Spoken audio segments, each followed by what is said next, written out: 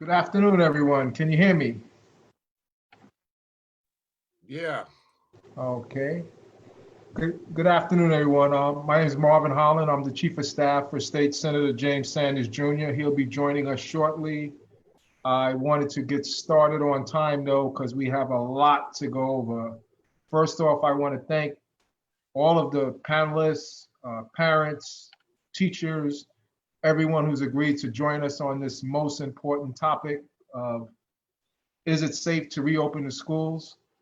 So the way the format is going to work is I am just going to call on panelists. You can give a quick brief of who you are, your background, but more importantly, I want to get to answering the question, is it safe to open schools, particularly from your point of view or your organization's point of view? And I also want to answer the question of what do you think is missing in this process? So I'm going to start off with, I see Dr. Pate, Superintendent from District 28. Why don't you start us off in this conversation, and so we can get started, and we'll just go down the line and get comments from all of the panelists. And once again, I want to thank everybody for joining in. Good evening, sir, and good evening, everyone who is in attendance. For my colleagues, it's so good to see your faces. And for all of our community members, I count myself blessed to be in your company. And so we are about the work of educating our children, both in District 28 and the entire New York City Department of Education. I thought it was interesting that we start with the question of sort of our best hope or what we need in order to open. And I think if I had my own way, which certainly none of us do, I would just ask for time. That is underway in the Department of Education, the New York City Department of Education is unprecedented.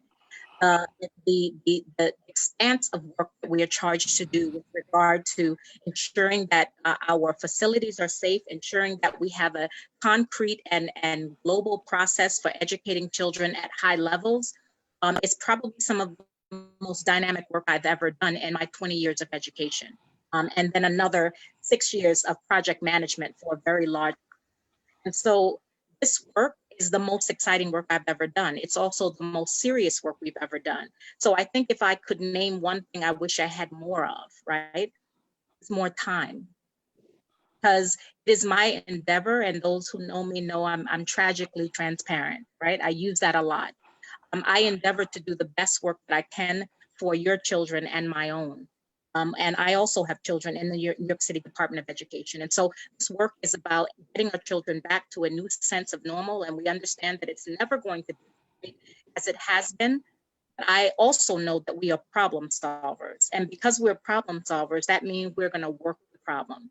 And so that's where our intention is. It's being thoughtful about the guidance that we're receiving through the Department of Education, through the CDC, through the Department of Health, and at the state level. So I would just wish for time. Thank you. I'm going to keep it moving. The Executive Superintendent of Queens Site, Dr. I don't want to butcher your last name, so I'll let you introduce yourself. Thank you, Mr. Holland. How are you? Okay. All right. Hi. Good afternoon, everyone. I'm Dr. Marie Sierra de Govaya, affectionately known as Dr. Maury. It is my pleasure to join you as the newly appointed Executive Superintendent of Queens South. Dr. Pate, thank you for starting this off so beautifully. It really, truly is dynamic work, and the safety and the health of every stakeholder who is impacted in contribution to a New York City Department of Education school is at the forefront of what we're thinking about in the midst of school reopening. We have about 13 days until teachers are tentatively scheduled to return, as well, and like another 14 days or 15 days until kids come back. And it is all about ensuring that the health, safety, and wellness measurements, whether it's the building itself, the procedures that are in place. Right now, I'm in my former office in Brooklyn, and The decals are going up in the office spaces. We are in the midst of beginning our walkthroughs this week. And that is really going to be the telling story of how is the air ventilation in the school? How do you have the signage that you need? Do you have the supplies that you need? So I'm really looking forward to this conversation and hearing the questions that are in the community, because making sure that everyone is well is at the forefront of our minds. We all have been navigating COVID-19 since about March of this year, and health and safety has been present within our own lives. So now that we're in the midst of getting our youngsters back to school, making sure that they are in place and ready to learn in the safety first is what we're most concerned about. So I'm excited to be here. Thank you for having me. This is my first town hall. And I'm looking forward to answering all of your questions and being in service. Thank you for the time. Thank you so much. Is Superintendent of Queens South High Schools, Dr. Juan Mendez on the line? Okay, I'm going to keep it moving. Is Superintendent Beverly Mitchell on the line? Absolutely, I am. It's great to be here. And as you've heard from my colleague, Superintendent Pate, and our executive superintendent, we are laser focused on health and safety for having our students return to school. I come to you not only as the superintendent of District 29, but also as a grandparent who has my grandchild in a New York City public school. So I'm just as concerned as all the people on this call, and even the parents and the families who are listening. So just let it be known that we know that we all have to take responsibility in even responding to that question, right? So it's not only we're doing the part that we know that we need to do to ensure that not only our students, but also the staff that come into the building, that we're also considering their well-being. So we also want to ensure that the parents who are part of our New York City school system partner with us, make sure we hear all their concerns so that we're able to address them as they come up. Because we're here to serve, and we're gonna continue to serve as best we can with the guidance that we're receiving from the World Health Organization, CDC, and all the guidance that we're getting that's gonna help us to make the decisions that we need to make in order to ensure the health and safety of everyone that we're requiring to come back into our school buildings. Because we are, and we also know that, you know, education is the key, right? So we definitely have to do something, right? So we're looking forward to responding to all the questions that we hear this afternoon. And we look forward to actually engaging with the families, not only today, but every day as we move forward. Thank you. Thank you. And Superintendent Jennifer Carry-On Amber. Yes, hi, how are you? And thank you for having us here. Welcome to our community members, Senator Sanders, the team, Mr. Holland. We had just created a brief slideshow of some of the key points that we wanted to present on behalf of our district, and some of the questions had surfaced around the programming models. So we graphed for you what the programming models were that were selected. We want to ensure that when the reopening does take place, we will have 5 days of instruction. And so we charted this for you. And we also, my Deputy Superintendent, Melissa Compson, is here, and she will post this full PowerPoint in the chat. I also have my Family Leadership Coordinator, Phyllis Corley, here, and my Family Support Coordinator, Teresa Cantante, here. We want to assure you that as a district team, we're always available at District 27 at schools.nyc.gov to answer your questions. We encourage you to reach out to your parent coordinator and your principal for school-specific information. we are here if you're unable to reach them or if you need to escalate any matters to us. But we want to just let you know that as of today, 100% of our families have been informed of what day their child will go to school. So Jennifer will be going to school Monday through Thursday. However, that information is contingent upon a few factors that could change, right? There could be a change in the employees and the staff that might be coming back to the building, that there also could be a change in the number of families that opt for remote rather than the blended model, which is the partial time a week model in person. So we just want to alert families that while we did send out notification, there's still a number of factors. So just as my colleagues alluded to, we're problem solvers and we really have to come together as a community to address health, safety, facilities, as our executive soup, Dr. Digovaya, mentioned.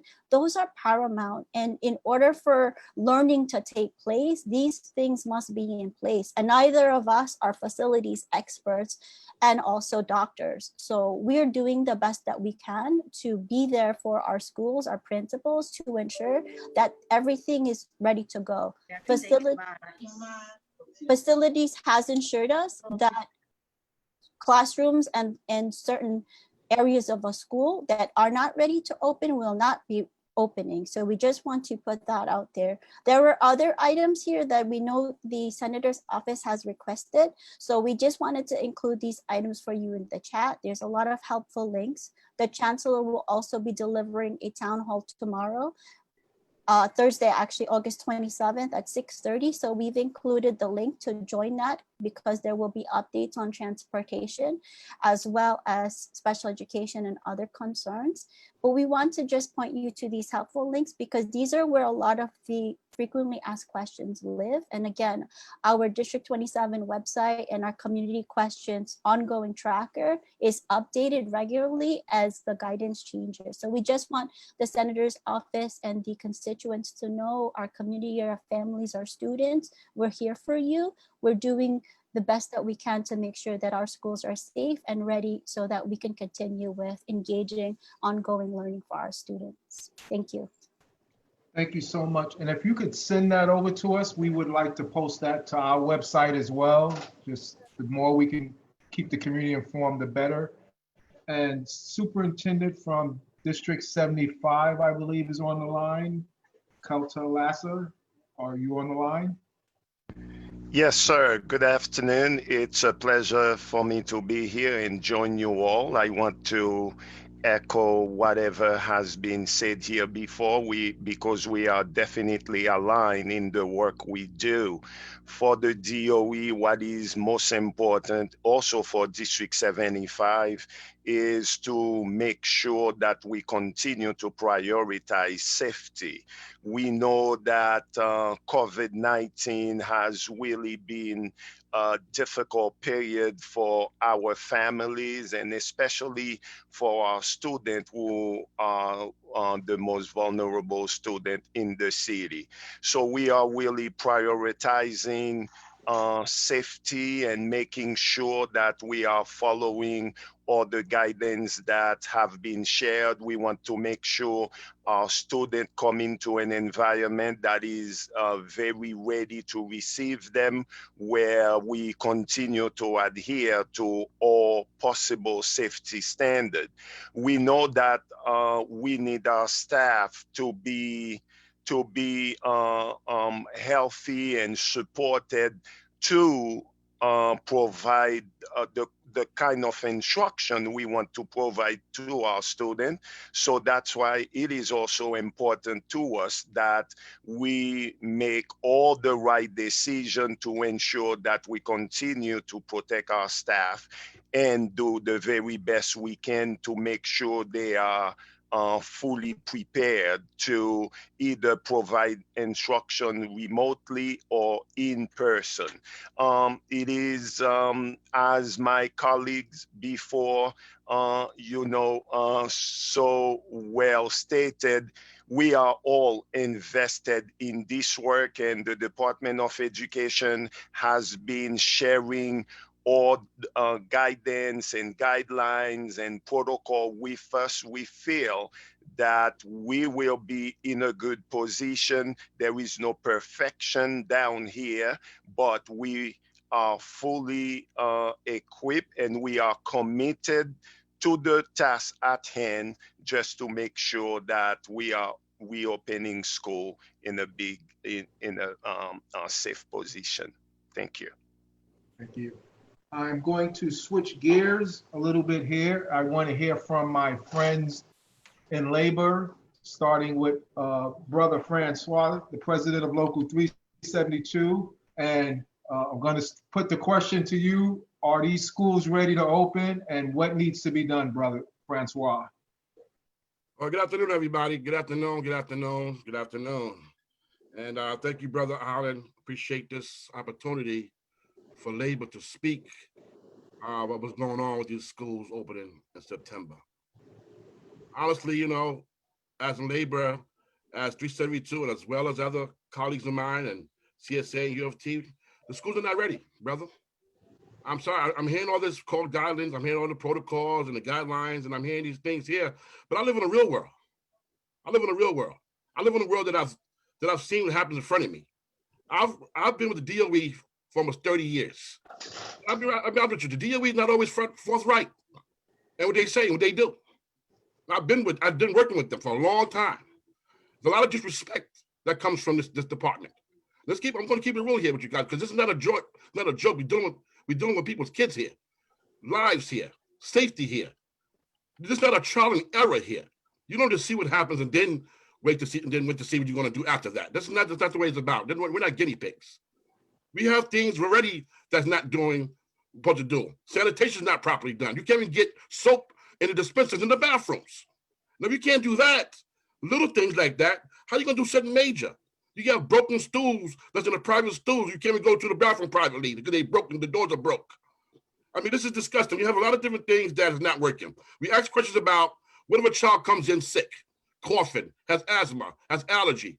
You don't know what to do. Or you can put them in an isolation room. Is it treated as a COVID patient? You don't know. So that means you're not ready. If you don't know, that means you're not ready. And that means you cannot rely on guidelines that's going to put, quote unquote, say it's safety. It's not safe. It is not safe. You know when it's safe? When the city opens up totally. That's when it's safe. When restaurants and stuff open up totally, that's when it's safe. When these things open up as a whole in New York City, that's when it's safe. When you find a COVID remedy, that's when it's safe. Until then, it's not safe. This is the first time any of us dealt with this in our lifetimes. So we don't know what to do. Let's not put the safety on the kids and our children, our grandchildren, so we can take it back home to their parents and their grandparents who maybe had sick underlying conditions. It's not right. It's not fair. I think it's inhumane to put our children in this type of perspective. I'm sorry. I understand that you guys are working hard and trying to make it happen. I understand it's not on you, and I understand that. A lot of times the pressure's not on you guys. But at the same time, labor is not in favor of the schools opening back in September. Not at all. We don't think you're ready, and stuff needs to be done about that because it's disgusting. So all I say to you is that, you know, and another thing too about the walkthrough, and you mentioned the parent coordinators, which is part of DC 37. DC 37 is not part of that walkthrough. So I don't understand how we can have parent coordinators, which is part of my structure, part of my membership, to have this acknowledgement and then you have a walkthrough like CSA and the UFT did. I don't find that respectful either. I think we all should be involved. They're all hands on deck. If we're gonna make this happen, everybody got to be involved. So I would welcome a walkthrough as well with DC 37, and I welcome that invitation. Thank you, Brother Holland. Sure. Could you just elaborate a little bit on the walkthrough? I'm not familiar with that. They have a walkthrough going on to check for ventilations in the schools, check for certain things that's in the schools to make sure they properly work and stuff like that. We didn't get that invitation.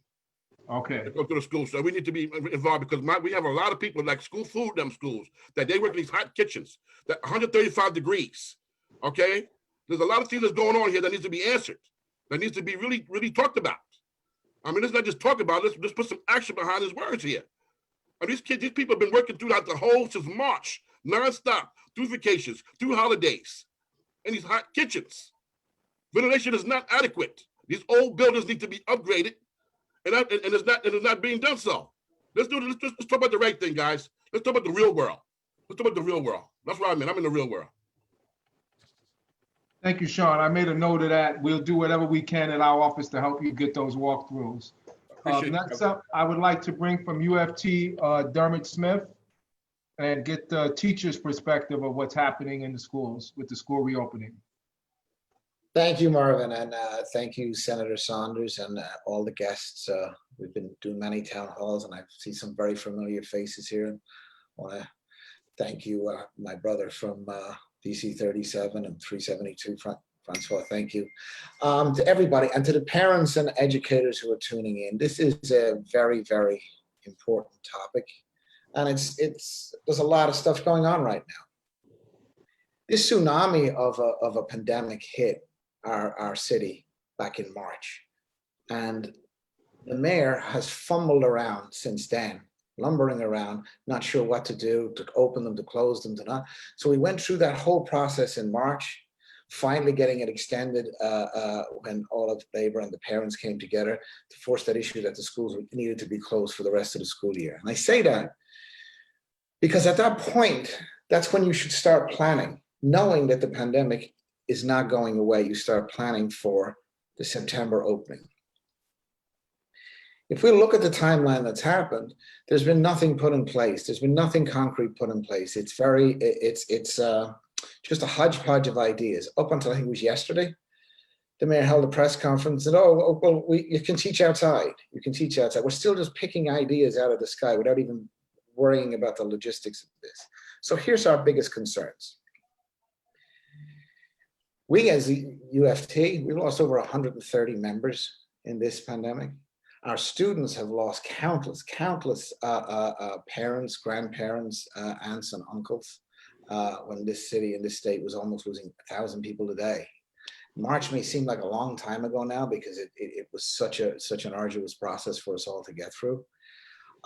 So we've waited for a plan to be put in place for a safe and responsible reopening of the largest school system in the country. 1.1 million students, over 200,000 adults work in these buildings. And that hasn't happened. And you're right, we're 13 days from opening. I was looking at a Daily News editorial today that was rather scathing on it. But there isn't anything in place. So what we have done is we've worked with medical professionals from Harvard and Northwell, and we've came up with a checklist, 3 steps. In each of those steps, and I'm going to send it to you, Marvin, so you can put it up on the chat. In each of those steps, there's a checklist that has to be done. So we've trained, UFT has trained over 100 of our staff to go around and visit these schools because we have no confidence now in what the mayors do. We have no confidence in his leadership in this. We're not going to be, the students are not going to be the canaries in the mine shaft trying to figure out if this works or if it doesn't work. This is about life and death. We've put together a safety team that's walking around and checking these buildings. And as they pass those checklists, they get the first check and then the second check. Then we get to the third check. And the third check it goes back to testing and tracing. Now, we're 13 days out. The mayor's, it's not required that people get tested. We're saying it should be required that everybody get tested 10 days before they come back into the building. If it's an antibody test and you have the antibodies, then you're clear for 2 months. If you don't have the antibodies, you get the COVID testing. That's about, you're talking about 1 million tests have to happen in the next 10 days before that opens. The mayor, there's nothing in place to get this done. There's nothing in place to get this turnaround of the results in place. So he also is approaching the school system, again, the biggest in the country, has a one-size-fits-all. There are some neighborhoods in the city that were devastated, like that the virus was rampant more than in others. Some of those neighborhoods we have to look at this on a district by district, even a school by school basis, on a school by school basis, because we cannot allow our public school system to be irresponsibly open, where it becomes the petri dish for this virus exploding all over the city again. The reason the numbers are so low in New York City right now is because people have been acting responsibly and carefully. Responsibly and carefully. We need our school system opened responsibly and carefully. And that is not what the mayor is trying to do. He's trying to push this through, say that it's going to happen with virtually no plan in place. And there is no plan. I don't want to say the mayor's plan, there is no plan. So we have been asking, we've been joined by many of our brothers and sisters and other labor unions, parent organizations throughout the city, virtually every elected official, whether it's congressional, state senate, state assembly, city council, or citywide elected officials, who've said to the mayor, it's now time for you to adopt a UFT safety plan, to put that in place so we can start opening our schools. And that means taking a realistic look at these schools, right? Some schools will be ready to be open and they should be open. We want to go back to our schools. We have not, the mayor says it's time for educators to step up. They've never stepped down. They've been working since March. And they'll continue to work now that the schools are back, going to be back. And if that's remote, then that's what it'll be until the schools are ready to open. We know our students need to be back. We need to be back with them. But it has to be done planned. There's no plan in place, even to tackle the educational component of it. But first we have to address the safety, and parents need to be aware of that. It isn't handled well. We can't allow a dangerous, irresponsible reopening. And we're urging everybody who's watching this and who's a part of this to say to the mayor, to let the mayor know, it is time you joined our safety plan. Let's get into every school like we're doing. Let's take a look at those lists. Let's then put that safe tracing and testing in place so that we can start opening our buildings up safely. And if that means opening some buildings here, some buildings there, that's the responsible way to do it. Largest system in the country. Let's not get irresponsible with the members, the people who work in those buildings, their health and safety, our students' health and safety, and the families and the communities that they're going home to. That is not a fair place to put all these people in when we are trying to continue over the next several months. This pandemic has not gone away. Because we've been managing it well, doesn't mean we can be irresponsible now. And what he's trying to do is extraordinarily irresponsible and dangerous. And we, Michael Mulgrew made it very, very clear, the president of the United Federation of Teachers has made it very clear, we are not going to stand aside and just let this happen. We are going to speak up and be advocates for all our educators, everybody that works in the building, every student and their family who is going to be going to those buildings. And that's why this has become such a hot topic.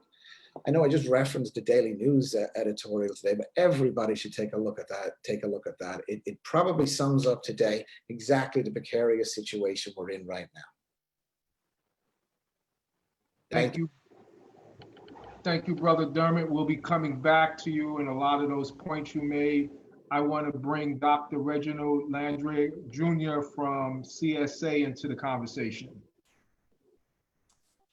Thank you. Good afternoon. My name is Dr. Reginald Lando Jr. Dr. Reggie is fine. I'm glad to be here. Glad to see so many familiar faces on people who are in education, been trying to push this work. Your first question, you asked to say a little bit about ourselves and then what we think might work. And I'm going to kind of hold you to that if that's all right, right? So I am the principal of the George J. Ryan Middle School, Fresh Meadows, Queens, 1,600 students, little, another area of Queens. I'm in North Queens. I am the vice president of the Middle School Principals Association. I am the president of the Black Caucus of the CSA. I am a member of the city's reopening committee and also have been part of the state's reopening committee. And I state that because I think it's important to note that, people have been trying to come up with a plan of action that would be suitable to send students, children back to schools.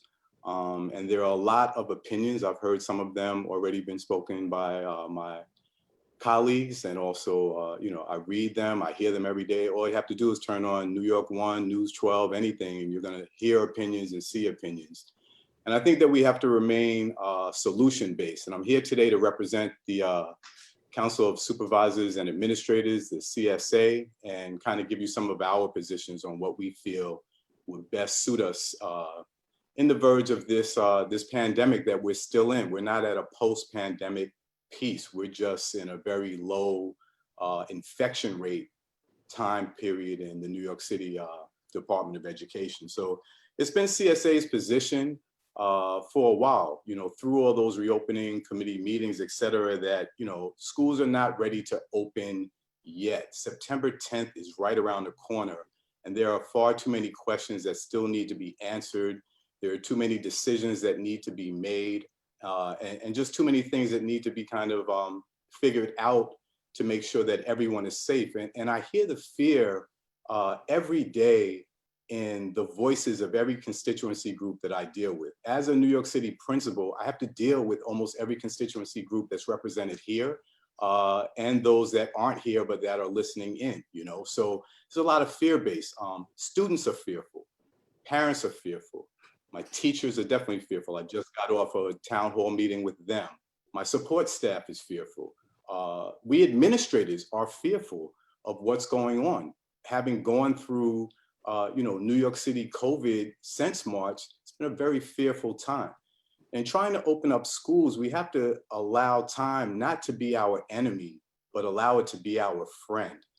We have to know that we have to set enough time to be able to make good, clear, informed decisions that are going to keep everyone safe first. I'm becoming not an instructional leader, I'm kind of shifting from that, and I'm becoming more of a safety leader first, because without order and safety, there is no education, there is no way to instruct children. So we need to make sure that we're thinking and pushing forward to those people who are the decision makers in the city to make careful decisions that are informed, that are gonna make sure that safety is paramount for all that are involved.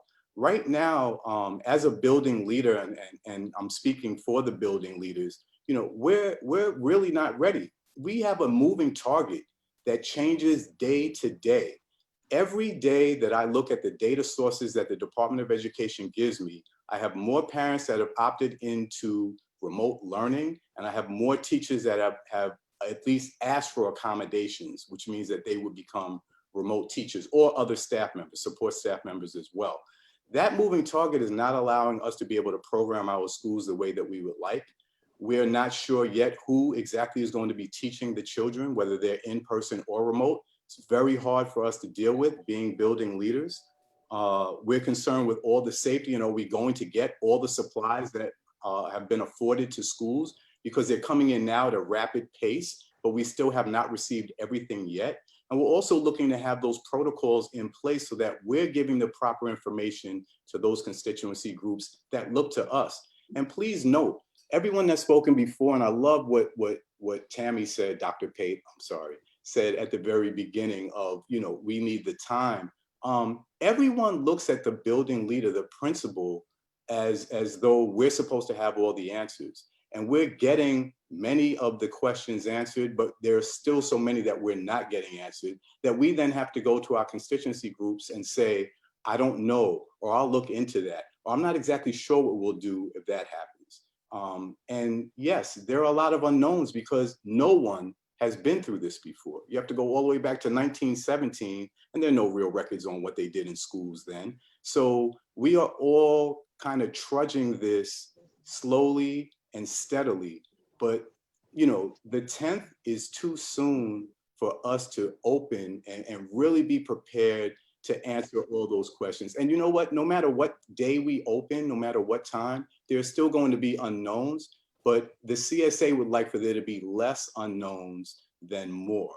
We feel that given the time and given the people that we have who are running schools, and also you know, our support staff and our superiors, who are all former principals and educators, we can come up with a great plan, but we need more time to make sure that that plan is going to work, because we want to make sure that everyone is safe. And that's my job each and every day.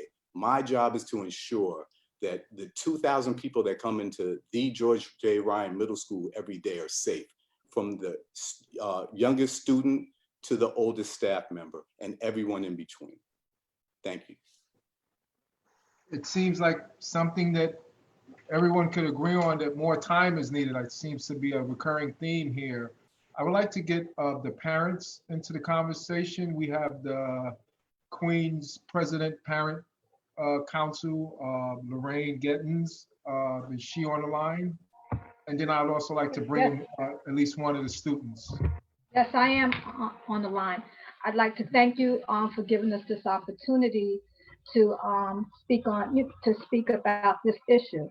We're concerned.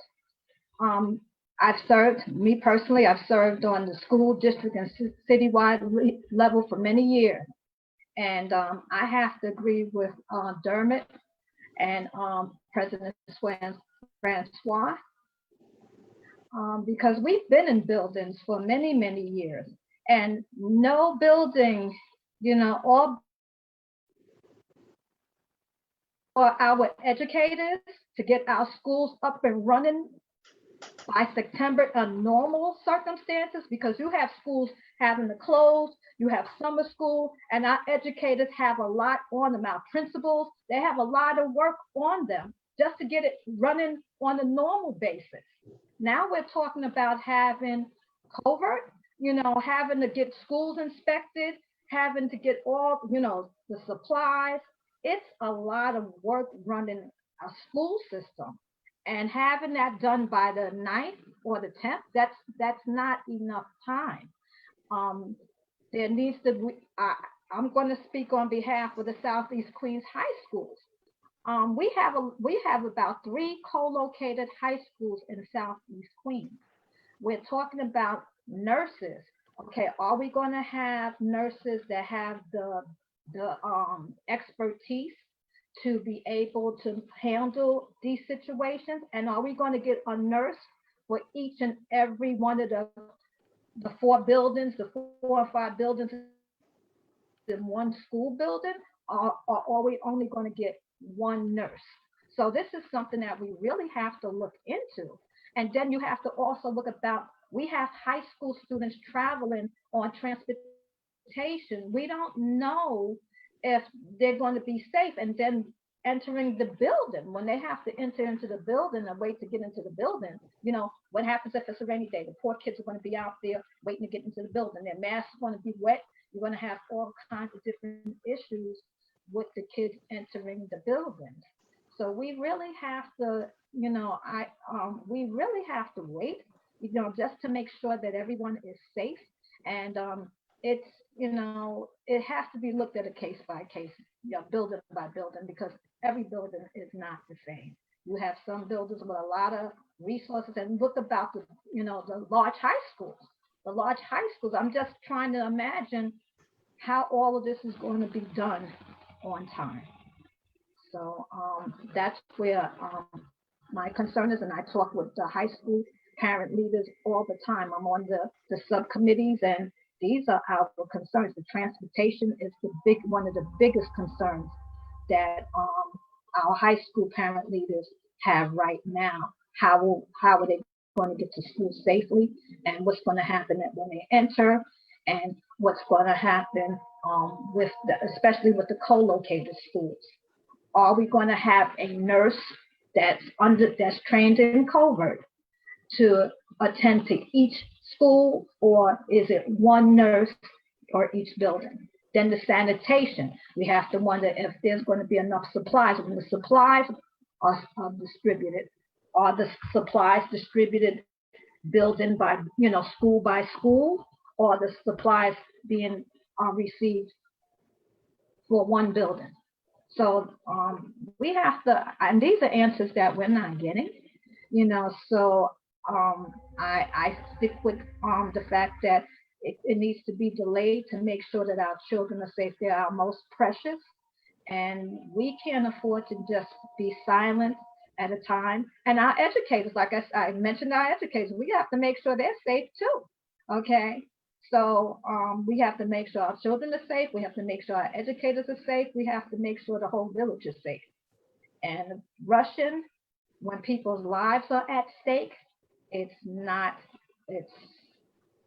I know our kids, everyone wants our kids to rush back. Some people need it. Parents work, I understand that. But, our children's safety comes first. Everyone's safety comes first. It's not just our children. But before I go to Shayla Rosario, a student, anybody want to respond to what Ms. Gittens-Bridges just said? Any of the superintendents? I'm talking about particularly the issue of, will there be a nurse for every school, and some of those issues she raised? I'll address it, Mr. Holland. So I'm listening to everyone speak, And what's coming to my mind, I will answer your question, Ms. Giddens-Bridges, is that it will be, at this time, it's really a call for us to all look at the problem from the same side. And as a Department of Education representative, I know I'm the executive superintendent of Queens South. It's imperative that what I would want you to know is there's nothing that's been said that we haven't discussed, that we are not necessarily not in agreement with. I hear you, President Francois. Our children are not guinea pigs. I hear you, UFT Rep Darmont. They're not the canaries in the mine. And I hear you, Dr. Reggie. It's so excited to be back with you, Reggie. Our leaders need more time. And as a parent, Mr. Giddens-Bridges, my daughter is sleeping in my office right now in Brooklyn. I hear you. I am at the table with the first Deputy Chancellor, and I wrote down everything you said, and I will be talking to him tomorrow about it. In terms of the nurses, my understanding for the nurses is that the nurses will be assigned by building for now. But because of you, Ms. Giddens-Bridges, I'm gonna be asking that question about per school in multiple campuses. The DOE has put out a massive national search for nurses. There are job postings all over the place looking to get nurses in. And there's nothing that you've said, all the labor relations folks, there's nothing you've said that we don't agree with. I think what we're up against really is this time factor and the things that we're considering. I have a 7-year-old who's going into 2nd grade, and I have an 11-year-old who is going into middle school. And I've been told that this 11-year-old goes to school Thursday and Friday, and the 7-year-old is gonna go to school every Thursday and every other Monday and every other Tuesday. So, and then once a month, it's only Thursday. I work 5 days a week. I'm a single mom. I get it. So when we talk about these problems, I really invite everyone to be allies with and for one another so we can look at the problem from the same angle. Looking at it from where the opposition is not necessarily the way, because being in Queens South now, and thank you so much, Senator Saunders, for this opportunity, know that you have an ally in me and that you could reach out to me and ask me that question. It's not necessarily I'm always gonna give you the yes, but at least we can be in communication with one another, because lives are on the line and nobody wants to have blood on their hands. No one does. But we also know that our children need to get educated, and schools are the vehicle through which we have done so. I do think there's an opportunity here for us to redefine what public education has looked like in the past. And we may need more time around that. And we get to say and ask for that and keep on pushing the mayor to really see what's possible. The procedures that have been put into place are based on CDC guidelines. They may not be perfect, and there may be questions behind it, and we get to keep on asking those questions until we get the best possible outcome for our children. So please know that all the educators here are in, and I'm not speaking for everyone, but we are working towards and asking very similar things around how are we ensuring the safety of our children, because we do not want to open. And let me say this, I'm gonna put it forth that if it's not ready, the responsibility will say, the responsibility and being on the right side of history will say, we can't open, right? But we still have time to keep on figuring this out. And the mayor is pushing for this because we want to make sure that our children are back in a learning space. And I hear you loud and clear. And please know that as you're talking, I know I'm taking notes. So I'll put my email address in the chat. So if there's questions that you have that come up that we don't get to necessarily answer within this forum, at least you have a person in me who can bring it back to the folks and say, these are the questions that are coming from the community and that you're concerned about. But I did want to put it out there that you do have an ally in me and that we can at least have the conversation and come up with the best possible solution, as Dr. Reggie offered, around being solution oriented and not thinking that you don't have voice or that you're not being heard. because I'm hearing you. Thank you so much, Mr. Holland. I really appreciate it. Thank you, Marvin. Could I just in for a second, Marvin? Sure. So I want to thank the superintendent and Lorraine. Lorraine, you're always a very strong advocate with the parents and for the students. So thank you. It's always good to see you again. I want to be clear on all the things that I say here on behalf of the UFT. I'm not resting any of this responsibility. We're not resting any of this responsibility for what has happened and the precarious situation we're now in on any of the superintendents on this panel.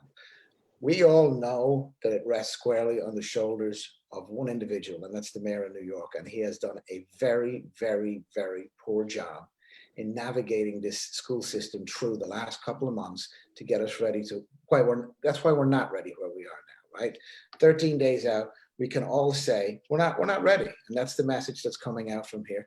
And what's important to have this forum is, so we let the parents know that we collectively see that the schools are not ready and therefore so far are not safe for your students to come back with the communities. So yes, it's about the village. It's about the village of the school. It's about the village of the family, and it's about the village of the community that everybody goes back to.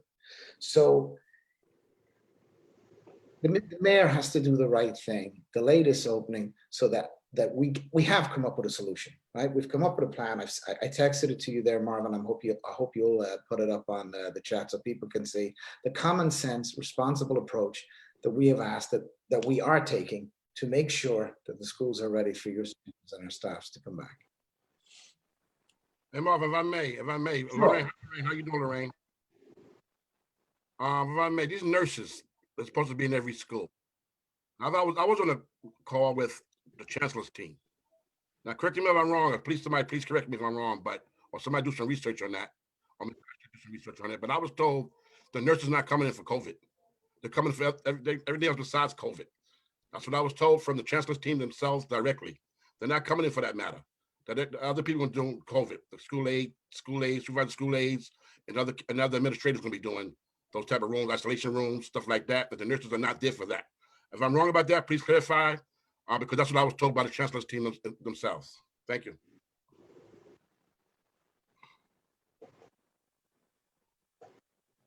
I want to get Shayla Rosario in the conversation. She's actually a student and probably the most important person on this distinguished panel. So Shayla, let's hear from a student's perspective, and then I'm going to get to some of the questions that people have been writing in on Facebook. Hi, everyone. I'm actually a 7th grader from YECA, York Early College Academy. And I just wanted to say that, all schools all schools should be closed because due to COVID-19, students are starting to get sick. And I've been hearing a lot of kids, getting sick in a hospital and dying from this virus. So from my perspective, I think that kids should stay home and be safe and stick with remote learning because, because it's better that way to learn. So yeah. So for me, I would stay home and be safe and stay healthy as always. Thank you. I'm going to jump into some questions that are coming in. This is from a teacher. She would like to know, what is the plan to accommodate pre-K students since social distancing is not a reasonable expectation of pre-K students? Pre-K students. Pre-K.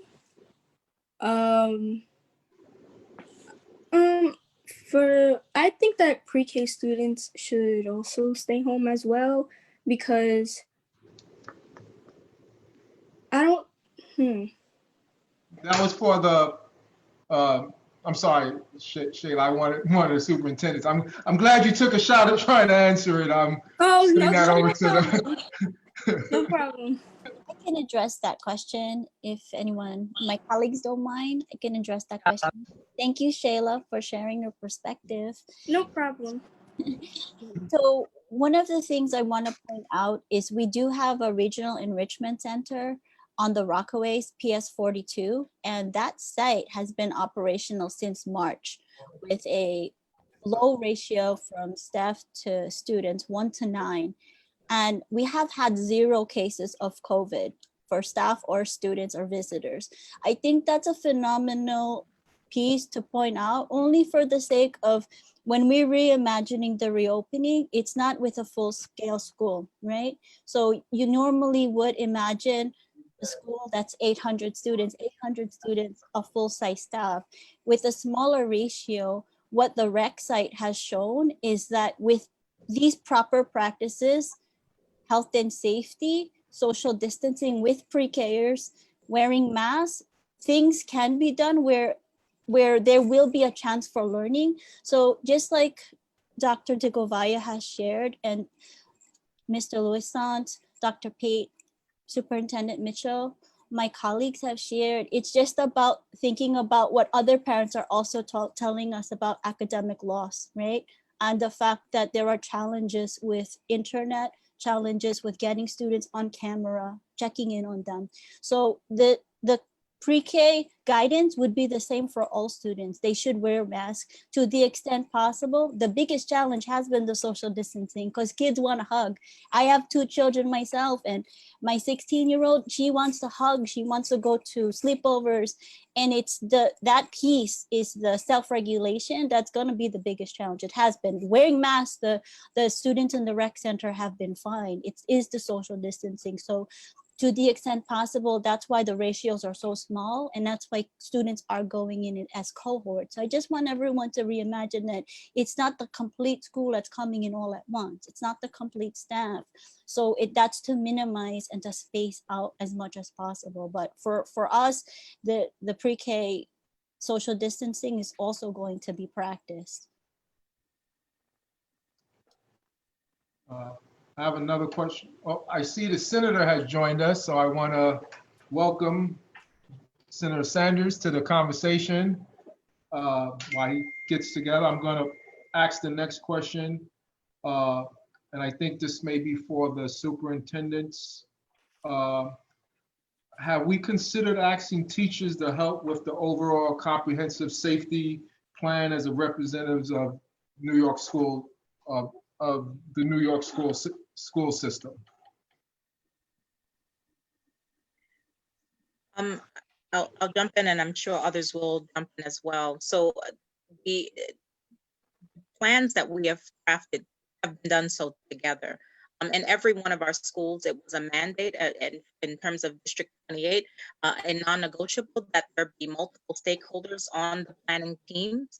To say that it was done perfectly across every school would not be honest, but to say that we have monitored every school's reopening teams to ensure that there were multiple stakeholders, multiple voices involved in creating those plans and really addressing the areas that had to be addressed with regard to critical considerations from the Department of Health and Department of Education guidance is a true statement in our district. We were mandated to include every stakeholder, but in terms of my personal practice as a leader, we cannot have a full picture if every voice is not present. And that, when I say stakeholders, I mean not just folk who work in the building, but everyone who touches the building. So of course that features our parents and our families principally, as well as our community organizations. In many, many cases, our CEC and President's Councils were also part of those groups that, one, did building walkthroughs, and 2, participated on the selection of school reopening models. Anybody else want to weigh in on that? I have a very interesting one from Shantae Jones, school teacher in District 29 at PS 135. Her question is, how can you say teach outside when there was a shooting right outside in the park right next to the school?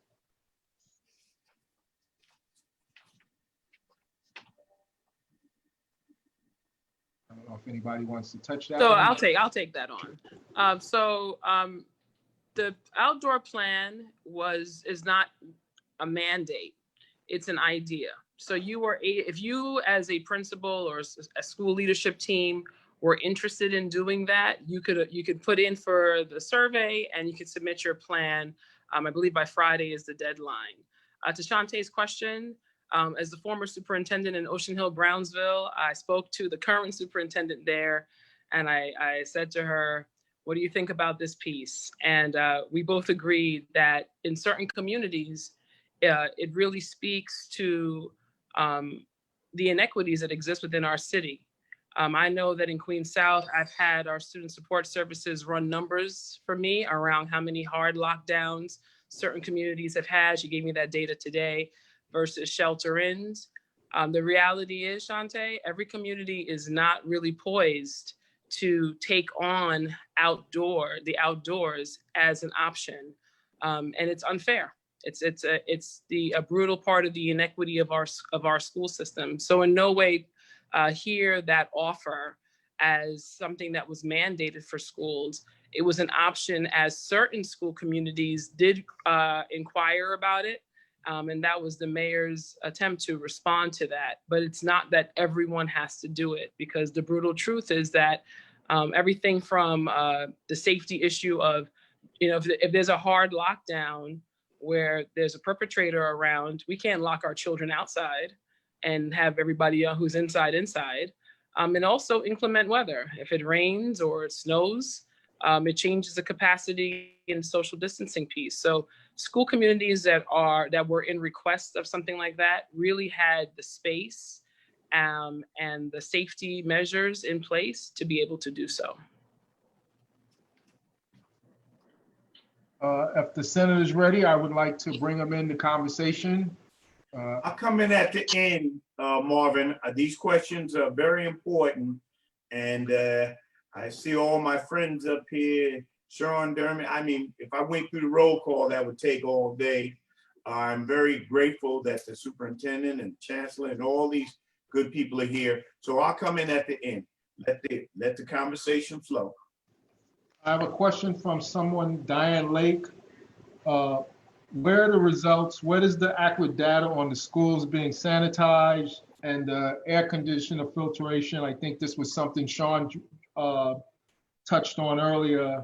The superintendent, principal, and parent coordinator should have possession of this information. So I guess the question is, do the principals and teachers have the information on if the schools are being properly sanitized, to sum up the question? So I can speak for on behalf of the United Federation of Teachers. As I said, we have a team going around and we're going to visit every single school in the city. And we're making our checklist on those, and we will make that available as that's done. And I will get you that information on where that information can be seen. Okay, and I hope that will be helpful to the conversation. As schools are deemed not safe, we will not be sending any of our members back. But I want to make sure that the narrative isn't switched as the way the mayor would like it, that we won't be doing our job. We will always be doing our job. We always have done our job. And if it's remote, that's the way it will be until it's safe. But yes, we will get you that information. I could just jump in for a second from a principal's perspective. So we're getting that information. We just don't have a routine right now for having it on an updated basis, right? So actually Chalk Beat put out a piece, I believe it was yesterday or the day before, for ventilation, right? Because every school building is supposed to be working on improving their ventilation or making sure at least that things are done. So in my school, I meet with my custodian actually on a daily basis, and we go over a list of different things that they're doing. They've cleaned out all the vents. They've changed filters on air conditioning units. They've been very forthcoming on trying to make sure that the building is clean and is maintained in the right way. The Chalk Beat piece on ventilation, though, it was great for me to see it, because you can literally just text a number, put in vent, and then you can text in the school and they'll give you the ventilation information for the school that you have. And it was great, because I actually got a chance to go in yesterday and see that my school at this point has 0% ventilation issues. And they do a piece on bringing in fresh air from the outside as well as exhausting air from in the building. So I'll put that number in the chat. It's available for anyone. Again, it is coming from Chalkbeat. I'm not exactly sure where they're getting their data from, but I'm pretty, they're pretty resourceful as far as their sources. I think that it is good. But yes, I am in agreement though with the person that asked the question. We do need that information.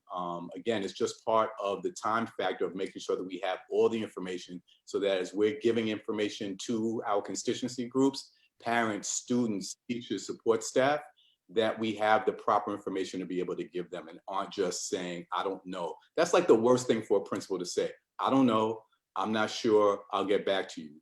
All good principals know to say it, but we got to get back to you within 24 hours or else there's an issue. But if we don't have the information within 24 hours, we're in trouble. So we'll try that, and I'll make sure I put that in the chat. Well, let me say this, though. It's evident that there's not enough staff to do this cleaning of these schools because they're hiring people now on a desperate level. They got to dig out there now for hiring cleaners and stuff like that. And to me, it's not unionized either. That's another point about it, but that's okay. We'll discuss that some other time. But they're not evidently ready because they're trying to hire people aggressively to staff these schools to clean them. So, and they're not there yet. So that means they're not being cleaned properly because there's not enough staff to do it. That's just, like I guess, keep it real. They're understaffed. That's why they're hiring people. So right now they're not ready again. They're not ready to make it happen.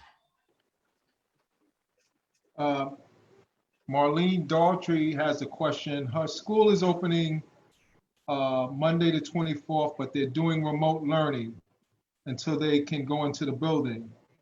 And so we're getting a lot of questions on how is this blended learning going to work? There's some remote learning and some days you'll be in class. Can somebody give us some clarity on how that works? Is that done school by school, by the district? How is this blended learning gonna work or being proposed to work? So if I could jump in, I just say the first thing that everyone has to truly understand is that every New York City student is a remote learner, right? So we keep trying to distinguish remote versus blended. Even blended learners are remote learners. It's just that some New York City students will come to school part-time, right? Everybody's a remote learner. And the most important thing that we need to do is work on professionally developing our staffs to make sure that our teachers and support staff, including administrators, are all adept enough in remote teaching to be able to deliver the best product as possible. Once we get off the safety piece and schools are safe and we can go in and do what we need to do, we need to start to teach, right? Because the data shows that students that get 2 years of subpar instruction have an 85% dropout rate in high school, right? 2020 was already one subpar year, whether you like it or not. When we went remote, things were not the same as they were earlier than that. We don't want 2021 to be the same. So we're not exactly sure, and that was a question that I asked earlier that my union is looking at, who exactly is going to teach the remote learners, because every child is a remote learner. So we're going to have to do something where we know who's in charge of what children, keeping all the collectively bargained pieces in place, class sizes, et cetera, et cetera. But we have to stop thinking that some children are not remote learners. 100% are remote learners, at least as far as the beginning of the school year is going. And with regard, thank you, Dr. Lando. With regard to how the system will work, once we engage the system, so every school leader has been required today, 5 p.m. is the deadline for family notification of the model that students at the school selected, and then the cohort that the child will participate in. Most schools selected, the lion's share of our schools across the Department of Education selected one of the chancellor's models. And in that case, you have cohorts A, B, some C, some D, and some E. At 5 p.m. today is our deadline for all families to have received notification, whether it's digitally, Class Dojo, or some other online email, or paper by mail, postal service. You will have received some notification with regard to which cohort your child is in. In our district, we also ask that they send something if they're sending hard copy. It's in something that can be put on a refrigerator door that says, this is my cohort and these are the days I attend. Every school is going to follow up with communication with regard to this is your day to be in school, or tomorrow is an A day. Please make sure you are attending if you're in A cohort, and so on and so forth. So technically that's how it will work with regard to each of the separate cohorts working inside of a model that's selected. This is a question. Oh, go ahead. I'm sorry. Go ahead. I just wanted to share that in our PowerPoint, we included a definition from the DOE of what is blended learning and what is remote learning, so that there's just some clear guidance out there for parents, because there's a lot of ambiguity around those terms. So we just wanted to put clear definitions out there. So that's also in the slides. Okay. Thank you. I will need to take a look at that myself. Diane, you would ask us a question, particularly of the schools in District 75. Several of the buildings lack ventilations and have windows that do not open. Do one of the superintendents from District 75 want to address that? Yes, as my colleague said before, there have been some facilities walkthroughs, and I know our principals and some other stakeholders have been involved. And as they clearly stated also, we will not put any student in a place where we know that we shouldn't put a student. As I said before, student safety remains our top priority. And that's why we are conducting those walkthroughs, as different stakeholders are participating in those walkthroughs. And we will make sure wherever student will be going is safe and ready to welcome students. And that's why also we are conducting those ventilation and testing everything to make sure they are really up to standard. Thank you. Will parents be allowed to have an independent inspector to a school building?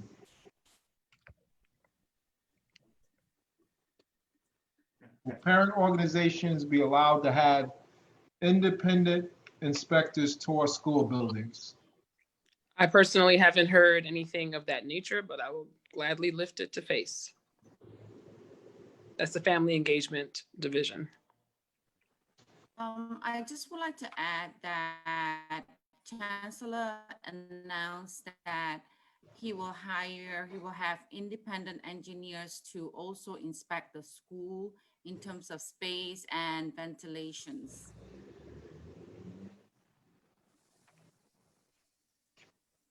Have any? And in addition also, we know that the director of facilities, I know for District 28, and I'm speaking for, has visited all the schools, checked all the windows to ensure that they are functioning very well.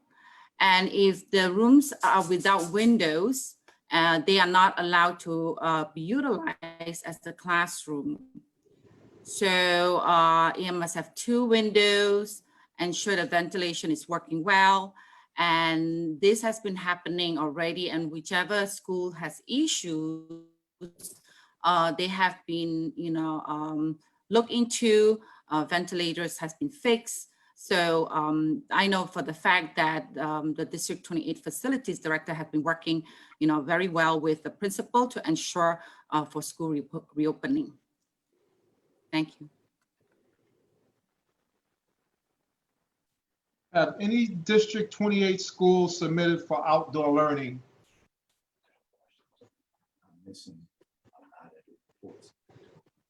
So the principals who may and submit have until Friday to do so. We have spoken with our principals, and they are communicating with family members and the larger community to determine if they would like to utilize that opportunity. As you know, not all of our schools have an outdoor space that is safely accessible to our school buildings, so they are working on it now. By Friday, we will have that information. And I guess I will put that question to districts 27 and 29 as well, since they're on the call. So Yes, for this- go ahead, Superintendent Mitchell. Not a problem. Thank you. For District 29, we have not heard anything in terms of anyone utilizing the outdoor space for instruction. They have considerations of the outdoor space for other things like recess and outdoor physical education. In addition to that, them actually participating with outdoor learning requires additional funding. And for most of our schools, they are not able to actually do that process. But, you know, we'll keep our ears open just in case anyone changes their mind. Thank you. For District 27, we've always encouraged our schools that have enclosed spaces, courtyards, schoolyards, that they can use their space. We encourage students to go outside at all times, weather permitting, allergy permitting. However, with the outdoor learning guidance that came out from the mayor, this would include street closures. As of now, we only have 2 schools that have expressed interest, but as Dr. Pate said, it's a conversation with the school leadership team and getting the parents to weigh in on whether this would be beneficial. Also, to date, for District 27 schools, we have enough indoor space to accommodate all the students who will be going to school every day. And in District 75, really, our principal are weighing their option and exploring all possibilities, keeping in mind that the safety of our student is really paramount. If there is a possibility to make it happen, they are really out of the box thinkers. They will really find a way to make it happen. But as you know, in District 75, we must make sure that all of our decisions prioritize safety, and that's what our principal are primarily looking at. There are leaders, organizations, and districts and CECs that have called for a delay in school openings. I guess this question's for the senator here. Will Southeast Queens officials join in on the call to delay the opening of schools? I can truly say that the electeds have been wrestling with this. Just about every elected has had a similar, not as good as this one, but a similar panel where they are wrestling with these concepts. And we still don't have enough information. I will give my personal opinion at the end of this conversation, but as a whole, we are taking in information from all of the different folk. If there's ever a time that you need to weigh in with your elected official, whether you are whatever position you have, from superintendent to chancellor to union to people in the street to parents to the most important parents, if ever there was a time, this is the time that you need to call and make sure your electeds know where you believe it is safe to go. But I will try to hold out and to hear more from you. That's why I'm really listening to hear more from you, so I can get a clearer view. But I'll speak at the end. From Diana Lake, the superintendent, principals, parent coordinators should have in their possession written documents and a checklist that each of their schools have had it done. I guess they're talking about sanitizing and cleaning done correctly.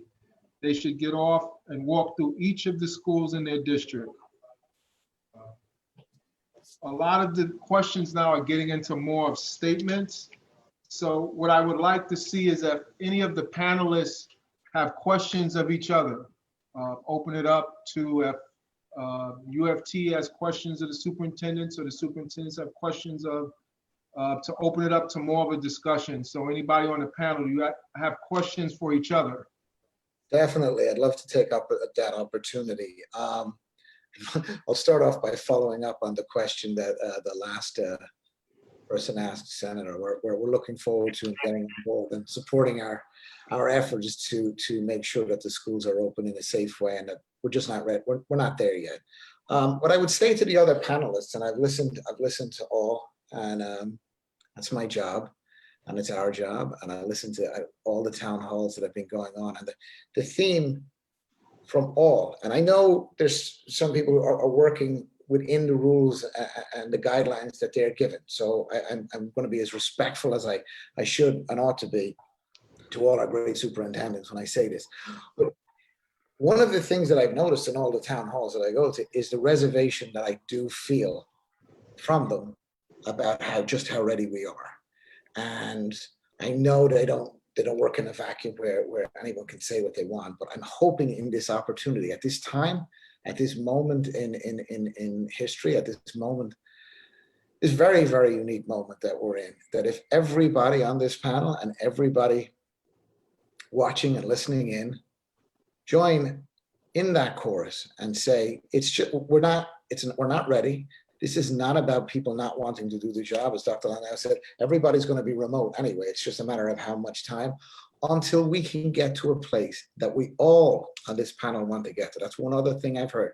We all want to get to that place where we can get as many students back in our building as is safely possible. So we want to do it responsibly. So my question to everybody is, I know some answers right here, but that's what I'm hoping, that everybody recognizes that there's one individual standing alone right now, from what I can tell, from everything that we've looked at, who's insisting that we just barrel ahead forward. That if when you have your meetings, when you have your discussions, when you have your conferences, that you let people know exactly how you feel, because I get it. I hear you. I hear what you're saying. So that would be the hope, that we would all be able to do this in an adult-like, mature, responsible manner. And let's reset the clock and let's get everything done correctly. Thank you. I'd like to know, are the parent leaders going on the walkthroughs? Because Sean mentioned walkthroughs, and parent leaders used to go on walkthroughs back in the days. So when you're talking about opening the schools, are the parent leaders going on the walkthroughs in the buildings? I'd like to know if that's taking place.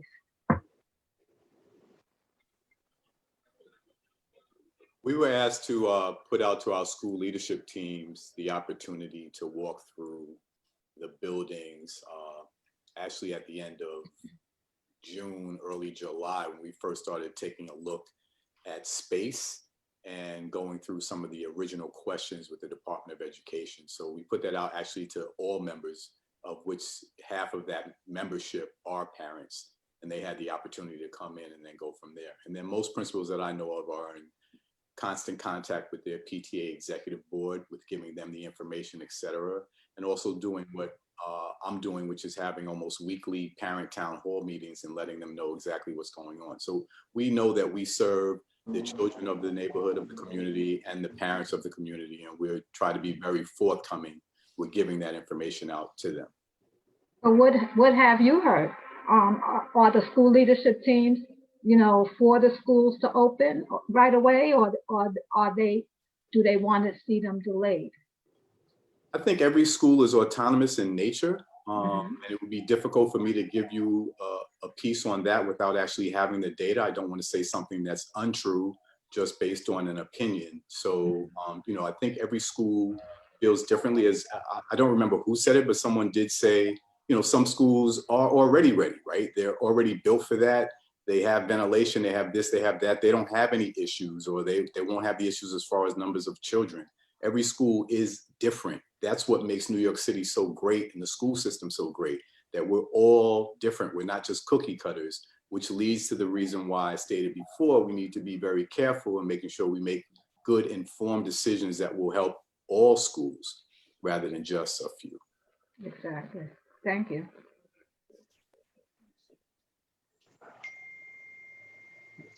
I want to have some more questions. Nicole Lee, what is the alternative plan since some people feel like the schools aren't ready to open? Parents cannot work and homeschool their kids. Our special needs community is suffering and regressing because of lack of services. What about this issue?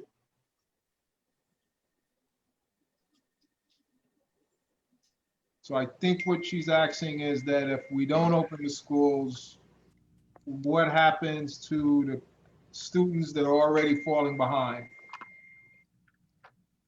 That's a great question, and it's something that we're wrestling with every day. And one of the things that's why we believe we want to get the schools open as soon as possible, as soon as safely possible. I'll be very frank, had this been done and handled correctly by the mayor since the beginning of summer, we would be in a much better place now to get that done. But that milk is spilt, and it is what it is now in terms of him not doing his job. So now we have to get there very quickly. And one of the ways that this can be done is we look at the school system rather than looking at it as a whole. We can look at it in different stages. Maybe that's an area that we need to focus on, that the DOE and the mayor need to focus on. For maybe we prioritize certain areas and certain schools and certain setups to get them up in building learning as soon as possible, safely and responsibly first. Because I feel, we feel for all the parents in this situation, you know. It's very, very difficult. And it's quite frankly inexcusable that this is the place we're in right now, 13 days before opening, when we all knew this was a situation that needed to be dealt with months ago. Thank you. And I would add to that some of the things that we are doing to focus on ensuring that we are providing a high quality education for every child. And I'm saying this as a blanket statement across all models, most particularly in the full remote setting. We have simplified our instructional platforms across the New York City Department of Education. We've offered professional learning for school leaders, for superintendents, and for teachers around engaging those simplified educational models.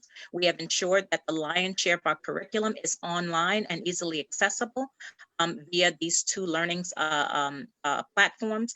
And we have engaged in instructional, identifying high priority standards. And what that does is yes, it whittles down a bit of the breadth of curricula. And sort of makes it a little smaller so that we can go deeply with students across standards that are high frequency and that have big connective tissue that leads them through the K-12 continuum. So limiting the amount of platforms so that we can really dig in deep with professional learning for teachers, school leaders, district, and support our Borough Central offices, our BCOs, and then also thinking about what are the standards that get taught. In addition, in District 28, as well as I'm sure other districts, we've decided to adopt the idea of a flipped classroom in many of our schools, and I'm campaigning for every one of our schools to begin to adopt that practice. And I know that this trends well with our UFT. We are partnering with you in getting this done. And it essentially puts teachers who are already cohorted, like a grade band or subject area, and they get to plan together, create a unit of study and lesson plans, and that same lesson plan gets taught by all across the grades. What that does is really centralize the teaching effort, the muscle that has to be exerted.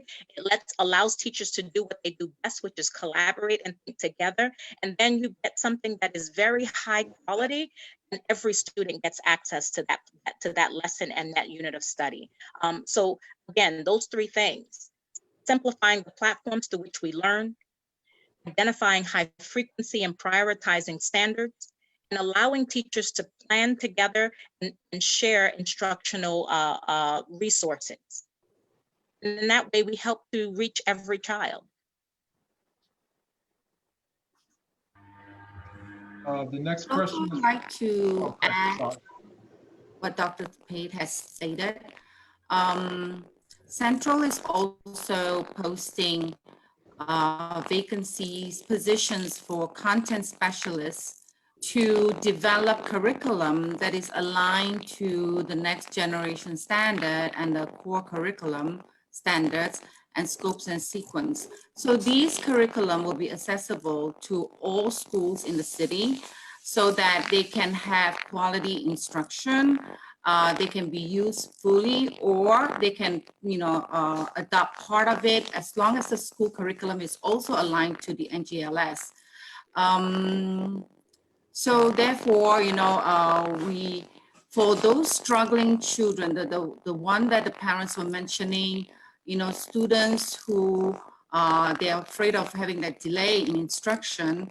I know that schools are also cohorting students, to provide that respond to intervention, the supports immediately when school starts. They have planned over the summer curriculum and scaffolds and strategies. So schools will be closely looking at, their own population and supporting them, at their entry level, individually and also in groups.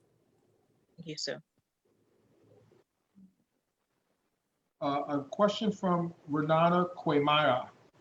How about busing and transportation for District 75? And I guess we can spread that out. What's the issue with busing and transportation and those other things that go along with school? How is that being coordinated? I will tell you that we have been in ongoing communication with OPT to make sure that our students are being routed appropriately. There are many decisions that need to be made, and so there are additional guidance that need to be shared regarding OPT. And so there will be further conversation to OPT to understand better how the whole system will be. So we are totally in the middle of that. And a lot of people are at work as we speak to ensure that safety doesn't only live in the school, but also on our school buses.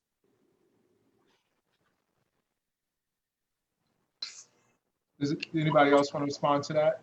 What Superintendent Lusant has offered is pretty much true for across the city. We're still very much so in negotiations with busing companies and OTP and transit for the DOE to ensure that our children are able to get to school. Brother, how you doing? I'm in hopes that OPT, because I've dealt with OPT myself, and normally a lot of times, I'll be honest with you, first month when OPT starts out is very chaotic. Without this COVID, without none of this going on. I've dealt with them. I've worked with them upstairs on the 6th floor and on Vernon Boulevard. And they need assistance to make calls to parents because of that. Children being lost, left on buses, everything else. It was very, very, very chaotic at the very beginning of school with OPT, with the buses. So I'm hoping now with this COVID here, being more that is more dense, that we need to have more communication with OPT as far as this COVID is concerned, because it's going to be very chaotic and they need to be addressed right on, very quickly from the onset.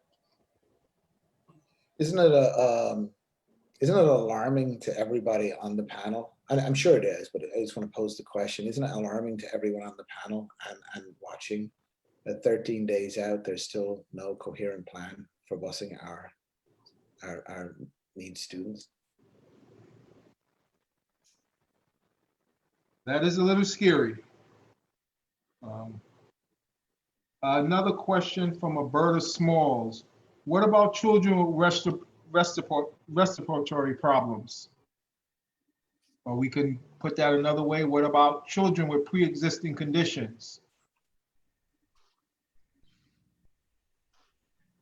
I think this is probably a question that lives in my portfolio. I think as Dr. Maury said, we have really been considering all those questions really, and we are doing everything that we can do to ensure that when we go back to school, that we are following all the guidance and protocols that have been provided, and we never put one of our students in jeopardy.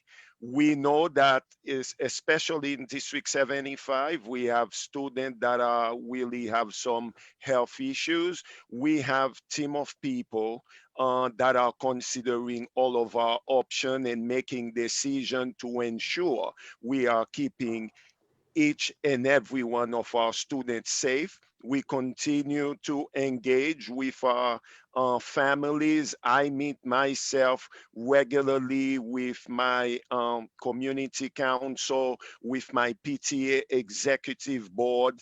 Our principal, as we all have clearly articulated, have been meeting with their school communities as well to provide them with information regarding the health and safety of our students. And this is something we will not negotiate.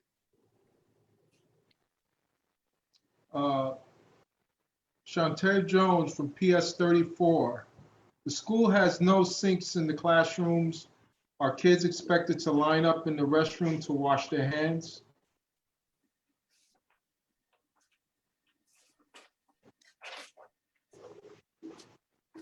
I'll just leave that out there, something we need to think about. And then also from Diana Lake, what about special needs children?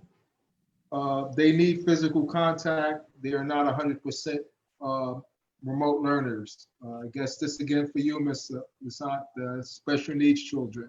Thank you, sir. I really welcome the opportunity to address this question, and I couldn't agree more with the question. Our students need that social interaction, and quite frankly, we will be practicing social distancing, but that's one of the reasons why it is so important that we provide them with the opportunity to continue to engage with their peers. We know, for example, students with special needs, that's important to them to continue to develop those communication skills by engaging in conversation with their peers. We know that this needs to happen in the safest of environment, and we have been working with our team to provide and share all kinds of strategies to make sure that is really happening for our students. We are talking also about the social emotional development, providing our principal with PD so they can turnkey to their staff to make sure our students are receiving wraparound support. From Ashley Acquitter, how are we going to make sure that related services are going to happen? A legal document to make sure kids have what they are receiving, what they need. I guess this is schools with wraparound services, community schools. How do we know that they're going to have what they need? You know? And also along the same lines from Renata, another question: what about teachers that go from cohort to like public art, from PE to art, music, etc.? They will have limited exposure with the students.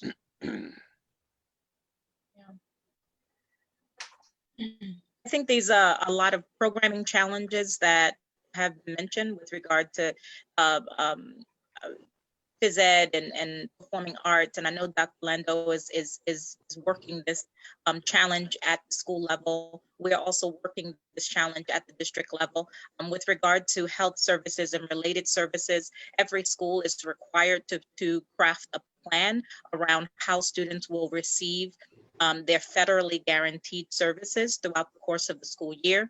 We had a period during the spring and the summer, where we got an opportunity to practice either remote or in some instances, we had services provided in school buildings during the summer months.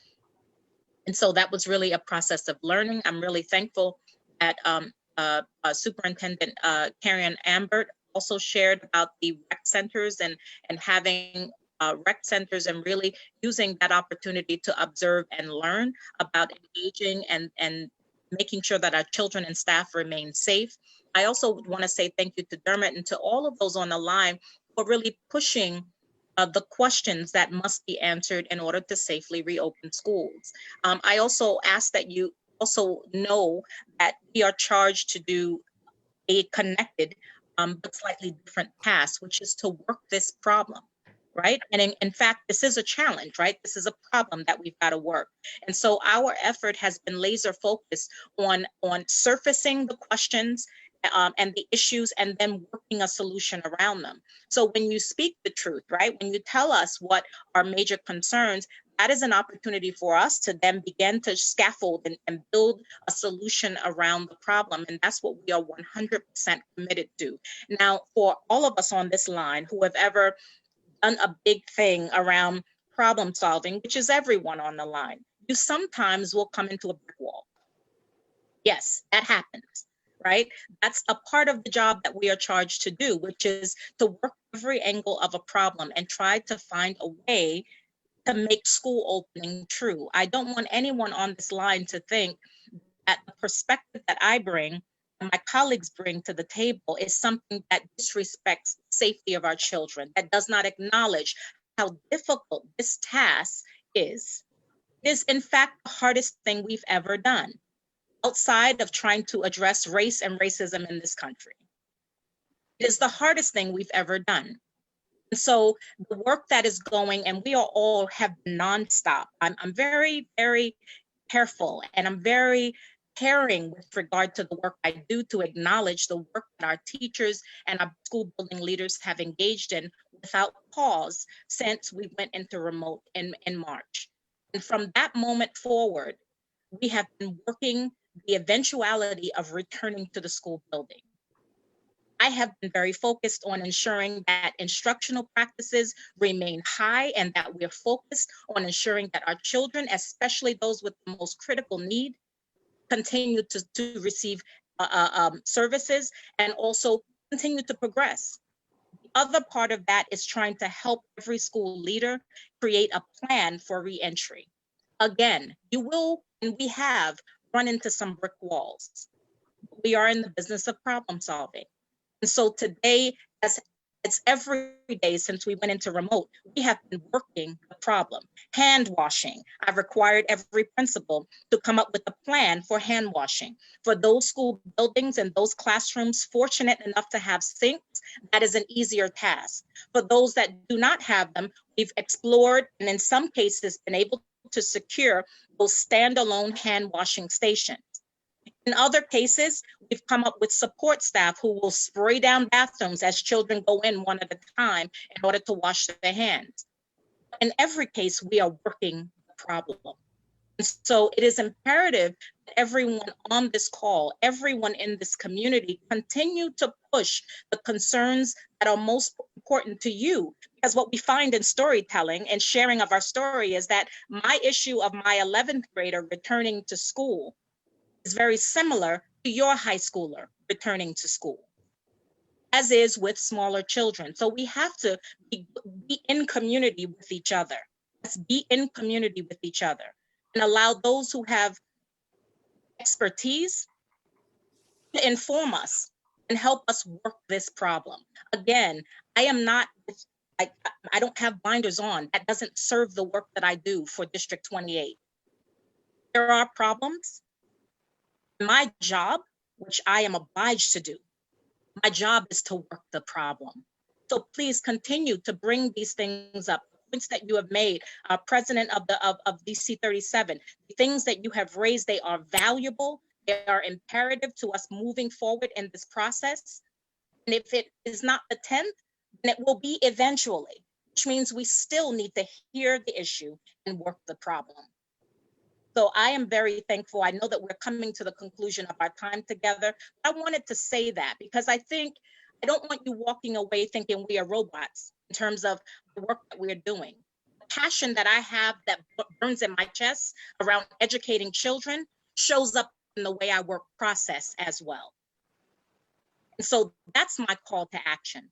And I know that you share that call to action as well. So I just want to say thank you. That's probably my last time speaking tonight. But I wanted to say thank you for every time you push back, you make us stronger. You make us think a little deeper. And you give us access to another scenario, another priority that we may not have thought about. So I want to just say thank you for that. If I may say thank you too as well, because I understand that we all here for one common cause, children. That is our main goal. So, and I know you guys work very hard. I know you're out there every day trying to make it happen. And we understand that, and we recognize that. But just so the recognition goes both ways, that we have members, we have parents that pressure us as well to get the answers, and that we don't have answers for them, they think we ain't do nothing.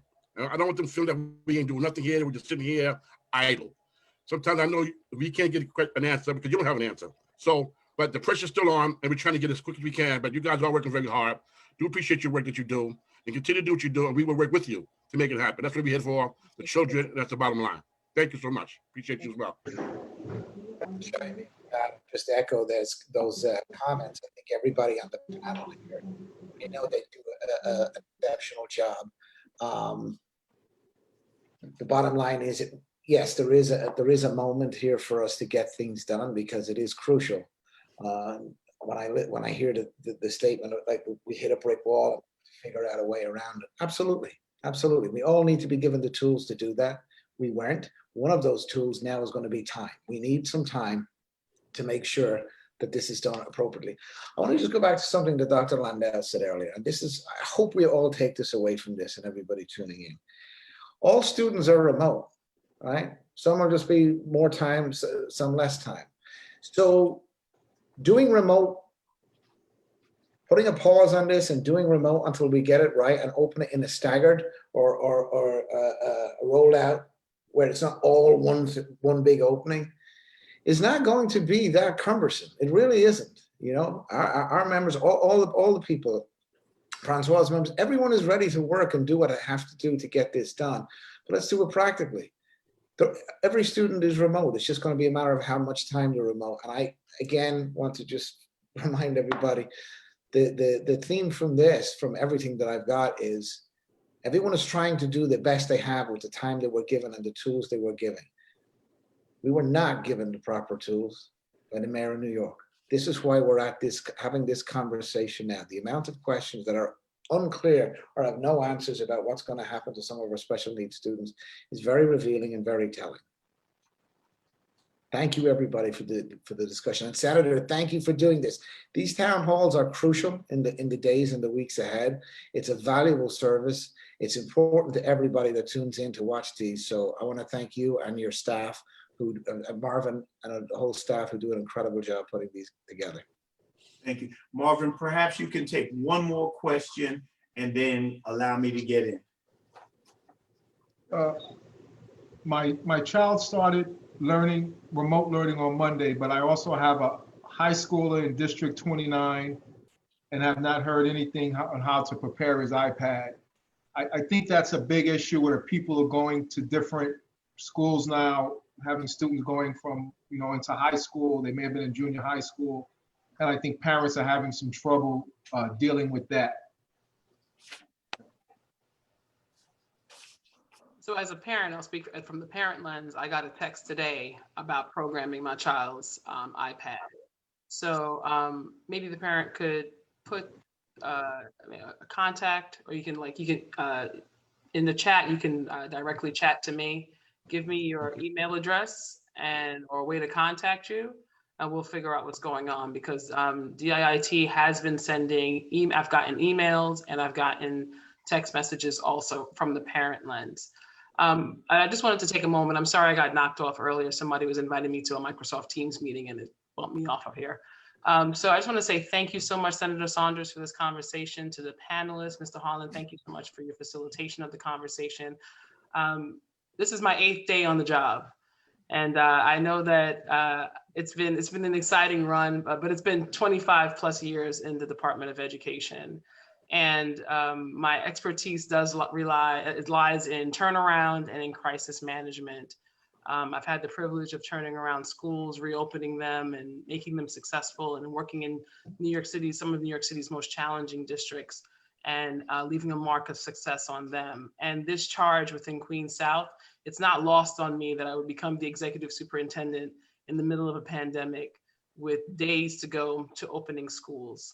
I had the privilege of writing my team, and I also wrote an article, which I'll gladly share with you, Senator Saunders, you could share with the community, around the 7 pathways that leaders should use when managing a crisis. And I'm going to leave you with number 7 on my end, which is to be the possibility. Whether we are opening on the 10th or the 8th or whatever day it is, it's someone's child's first day of kindergarten. It's someone's child's first day of 12th grade. They're going to be a senior in high school. And I really charge everyone, regardless of where you fall along the continuum, if you care about children and you care about their learning, please be a stand for the possibility of what anything could be. And with possibility, it's limitless. And my possibility is that this crisis that we're in ends up being the greatest opportunity ever to redefine how public education shows up in America. That we are no longer going to be standing in places of inequity, but we get to stand in equity and ensuring that our children get everything that they deserve. And I love what Superintendent Pate, I caught the end of what you said, Dr. Pate. I love the idea that it's through these questions and these forums that we're actually able to make the difference. All your voices truly do matter. And I've been sitting here and I've been listening, taking notes, and I know what I'm saying at tomorrow's 10 o'clock meeting. So I thank you for that. May you be the possibility and know that I'm standing for an amazing school year. We still have an opportunity to make this a great school year. Our children deserve it and they matter. So whether they're learning from their living rooms or they're coming into the actual physical building, it is through teachers, parents, leaders, all stakeholders. Senator Saunders, you too, as an elected official, your voice in this really matters, that we are actually able to create the greatest possibility, which is that every child who shows up in the New York City Department of Education gets the education that they deserve. So thank you so much for the time. Greatly appreciate it.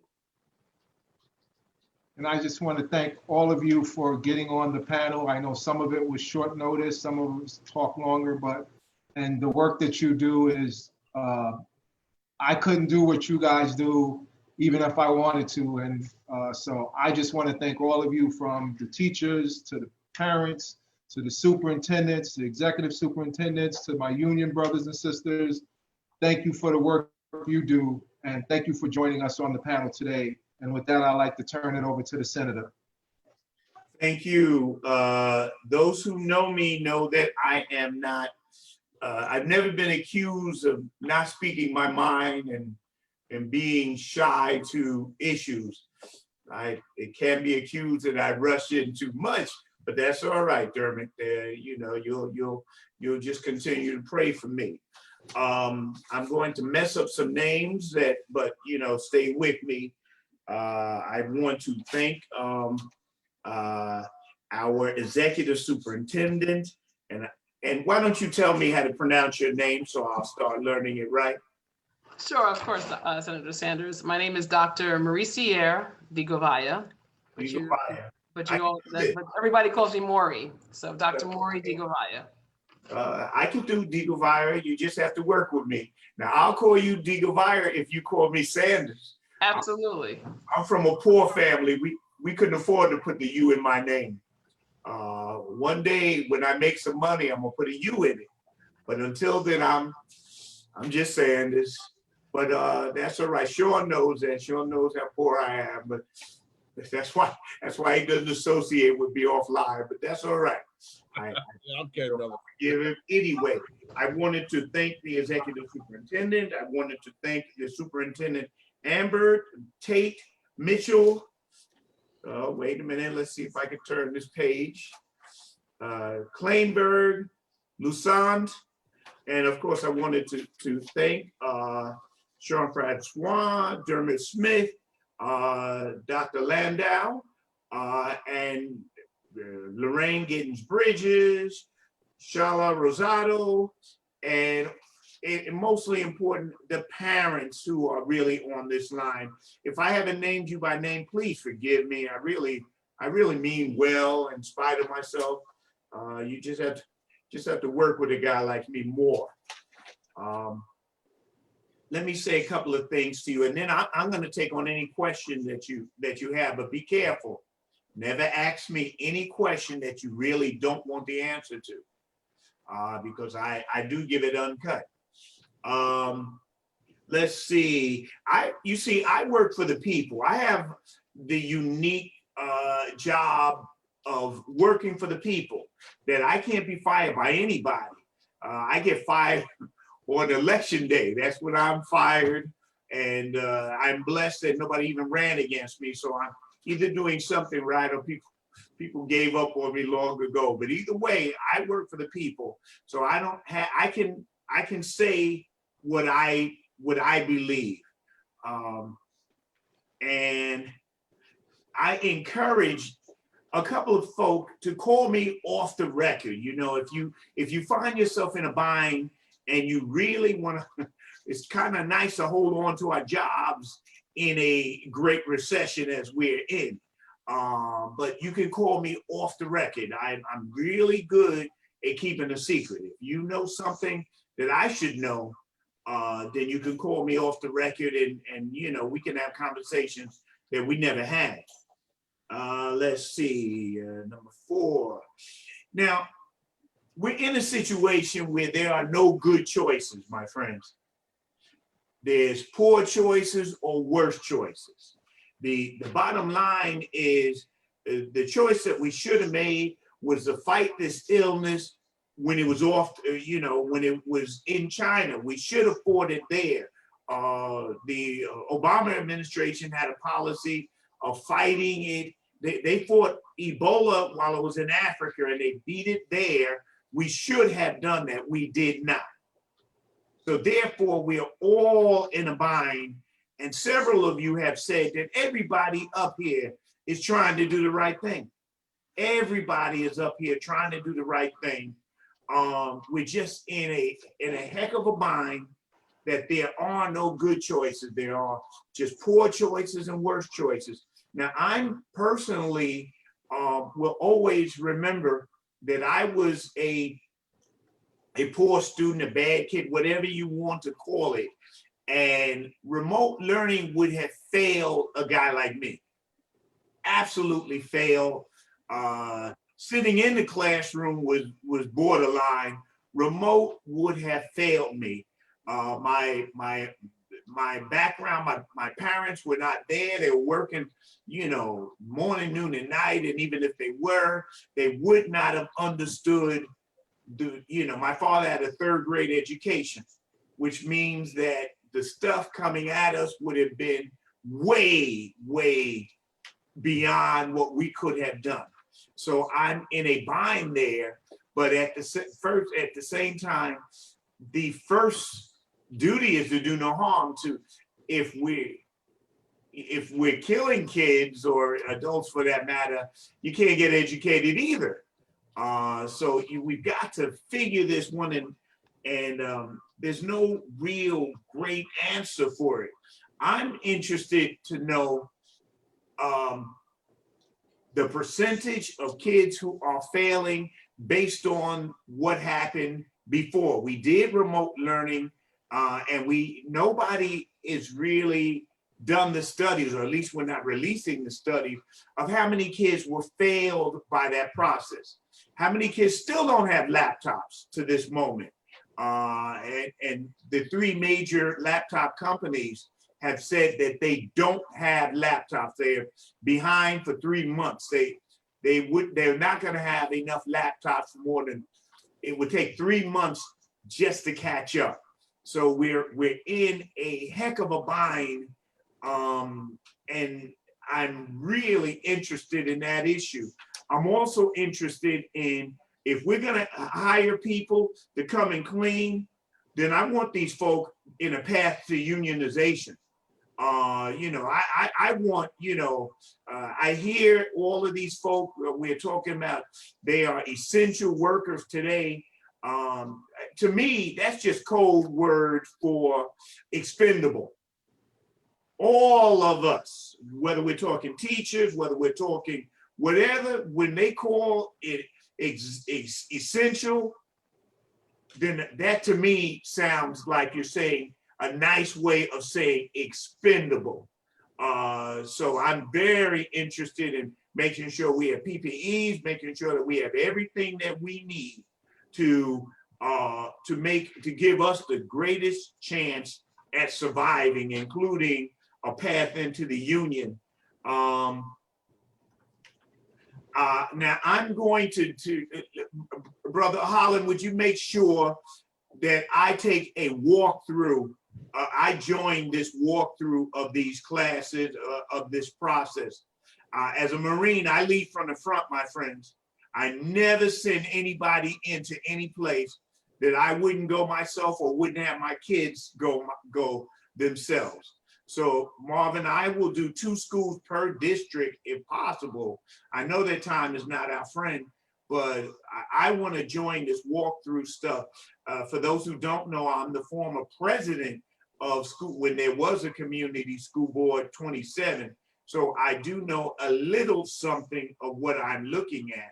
I did that for around 10 years, so I'm not the least educated on that. There's at least one person who knows less than I do somewhere. So I would take a walkthrough also so I can see for myself. Later today, I'm going to speak to the mayor. The mayor is a friend and we've been in communication over several different things. And I'm going to share with him some of the things that we have been discussing. It's an interesting conversation, and my conversation with him is we had totally off the record conversations. He too has some terrible cards that he's trying to play. Let us be clear that we're really trying to figure out how to keep America going. That if we can't get this economy back together, then the Great Recession is now a Great Depression. And one of the chief foundations, if you wish, of the economy is the public school system. And we really have to figure this one. So in that sense, your president, Donald Trump, is right. He's just wrong at everything he's trying to do about it, and wrong the way he's going about it. But we really have to figure this thing out. But we can't do it and just get rid of the so-called essential, my neighbors. I'm not prepared to do that, but I am prepared to have conversation with our mayor in just a little bit to speak to that. Of course, I want to thank Marvin Holland. Let's be clear. I'm a figurehead, my friends. My staff really does the work. I'm just a figurehead.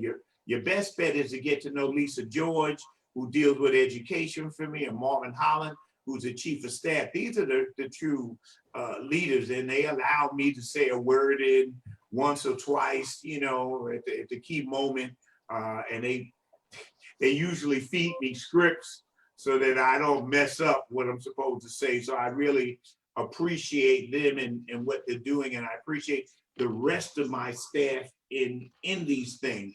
Now remember, at the end of this, I'm going to open up and you can ask me any question that you want.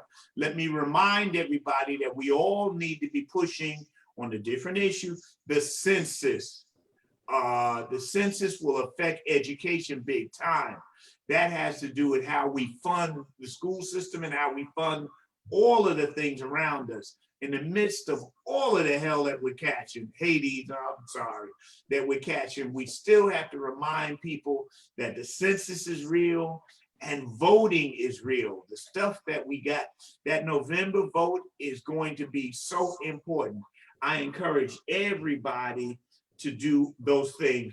2 commercials, and I'm going to open it up and see if there's any questions on the September the 3rd. We're going to have a State of the District report.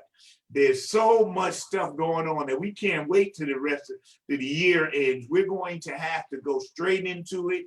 We're going to spend a day practically with you, and we're going to go with a panel 1 where we're going to speak of youth and gun violence. It's a shame that we have to speak of those things together now. There's a lot of shame, I guess, and we'll speak of that. But panel 2, we're going to speak of business and economic development and housing, what's going on in our district. Panel 3, we're going to address our seniors. I believe in two groups that are privileged, and they are our seniors and the very young and the very old. Those are the privileged people in our community, our elders and our youth. We'll deal with that. On the following day, we're going to deal with the State of the District. Will continue, and 1 or 2 of you may find this extra interesting. We're going to deal, panel 1 is, what is the state of our union? What is going on with the unions movement in our district? And that's, of course, September the 4th. Panel 2, we're going straight into NYCHA, New York City housing. So that, please tell everybody, open up. By now, we've learned how to open up our lines and live stream it. You know, you have the right. Please put it out there to any and all. Now, I said that I was going to leave myself open for questions, and I'm going to stop right here and see if there are any questions for me. But again, be careful what you ask me. I'm going to tell it to you uncut, and I'm going to give my brother Dermot and my brother Sean the first crack at this. But watch yourselves. Thank you.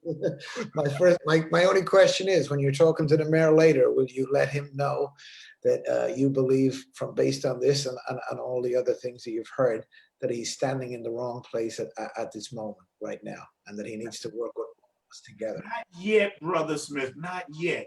I am going to speak. I want him to, I will let him know that there are, I have and others have grave concern, and I want to hear how is he going to address these concerns. So I'm not at that moment yet, but I'm not far from it, but I'm not there yet. You asked me an honest question. I'm giving you an honest answer, brother.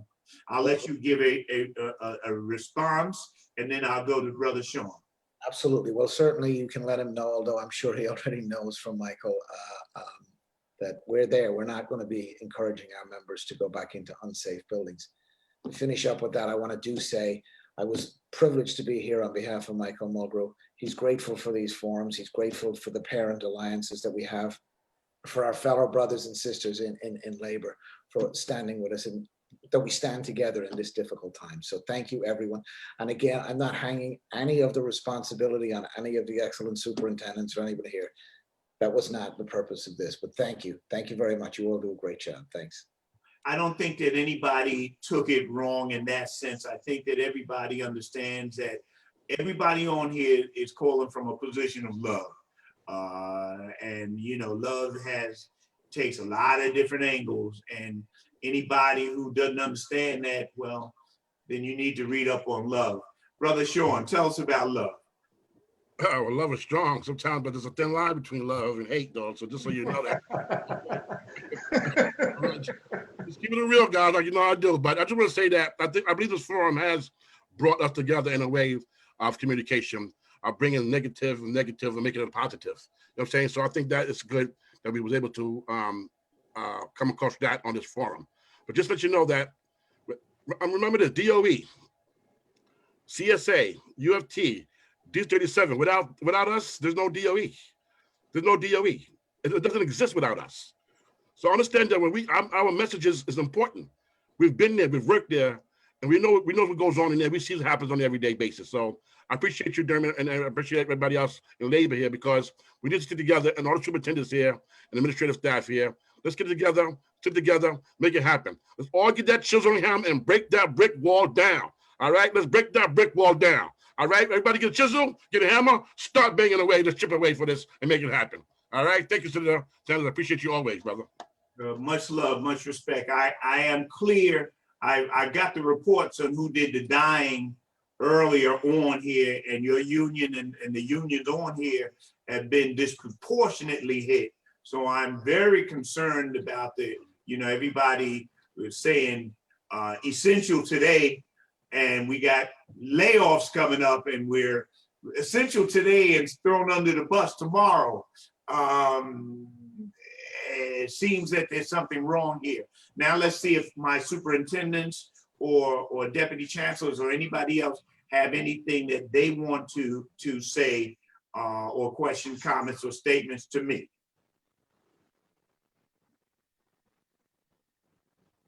Oh yes, Dr. Pate, please, Superintendent. Sir, I'm trying to be a woman of my word. I told them that was the last time I would speak. I'm trying very hard. Listen, I'm the daughter of David Pate. I can talk all night. I'm just privileged and thankful to be in this space on tonight. Thank you so much. Well, I'm just blessed to be in the company of such good people. Whether we speak of Dr. Sean or any of these fine people here, I'm going to take it that all of y'all have the same feeling of Dr. Pate, so you don't have to say it. It's just mutual love, so it's already understood. Any other question, comment, or statement from our superintendent? You don't have to express the love. She's done it well. But questions, comments, or statements? I'll just make a brief comment. Just a brief comment. Okay. Okay, go ahead, sir. Just a brief comment. This pandemic, we know it has impacted all of us. And just on a personal note, like I've experienced COVID. I was COVID positive. It was 26 days of hell that I went through. So I personally know, the fear, the anxiety of the virus. And I share those fears and I share those concerns with you. And back to that original question we opened up with at the beginning of this forum. Like is our schools ready to open? If we were opening today, no. That answer is no. If we were opening today, August 26th, the answer is no. But our city is working tirelessly and diligently to make something happen by September 10th. That's the hope. It is the hope.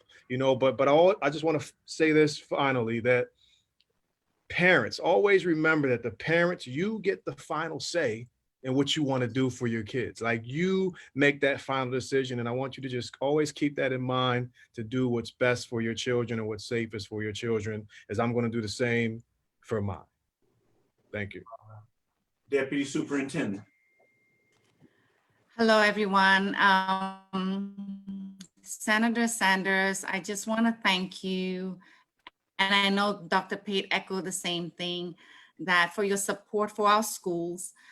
We are always eternally grateful for your support. Schools of need, and you are always there holding their hands and walking them through, providing their needs. So we thank you for your, years to hear, that you speak for them, the voice for them, and your heart is always with them. So we just want to thank you. And this forum is so critical, for all to hear the same message. So we thank you for this forum. We appreciate what you're doing, and we know you're going to continue your very best. So thank you. Thank you. Marvin, are there any questions, comments, or statements from me, from parents or anybody else? No, just that we all have a lot of work to do. And again, we want to thank the superintendents, the administrators, the teachers, everybody for the work you do. And please consider our office a resource. If you have any issues, don't hesitate calling us. I want to thank particularly the parents who got on, and also the young student who got on, Shayla Rosario. You missed her earlier, Senator, but we did have a student leader on earlier. So I just want you to know that please consider our office a resource. Don't hesitate to call us and we'll get through this together. Thank you. Now, I take that, let me amen to what he just said and say, if you find yourself short in any type of supplies and the traditional way of resolving it does not work or is not working, then get to us quick, fast, and in a hurry so that we can cut through, whether we go straight to the business community or whether we go to wherever, or DOE or whatever we need to do to get the stuff done. Brother Lusant wanted to say something.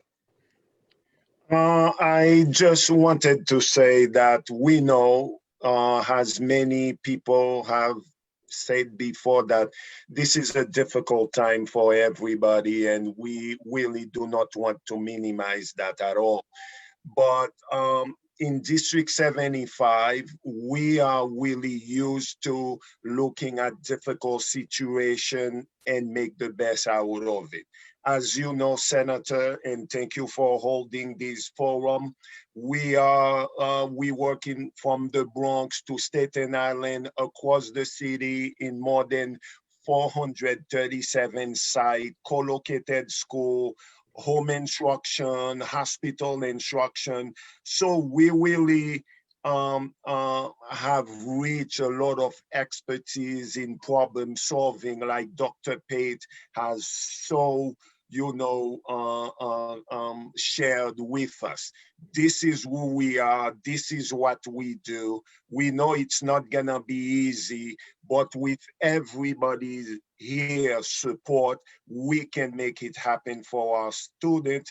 We can give them the opportunity to see their friend again, to have what they have pre-COVID. And so we are all in this together. And I thank you all for creating this space for us to share what we needed to share with you. Well, you said it best, sir, and I will let you have the penultimate word on that one. I learned that one just the other day, Ms. Lambert. Penultimate, all it means is next to last, but it sounds, if I could say it with such a group like this, they think that I'm really intelligent. So I play it off and find one or two words that I don't know the meaning of, but neither do they. So everybody thinks I'm intelligent, but that's all right. Maybe that's intelligence. I don't know. I'm still looking for it, Teresa. So having said those things, I'm going to say this, my friends. We have to continue to work on this issue. We don't have much time to resolve this, but even if no matter how we resolve it, we're in the fight for our lives, more ways than one. With the fight for the life of this country, for this state, and more important than any of those things, for our children and our future. So I'm encouraged by you, and I'm encouraging you to stick in this fight. Do not throw up your hands. You can't walk away from your life. To the parents, yes, you are, after all is said and done, the parents will be the last words on all of this. So I'm really encouraging all of us. Now, even as they cue up the music that we play at the end of our show, I want to thank everybody for the countless hours that you have put in, especially for the countless hours of lost sleep that you have put in over this issue. Now, somebody should say about that,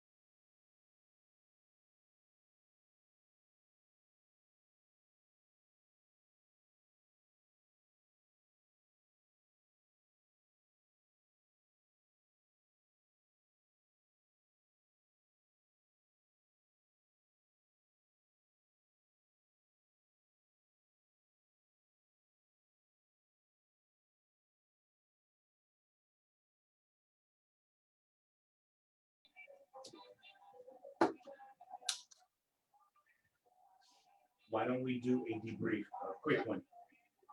You can leave that.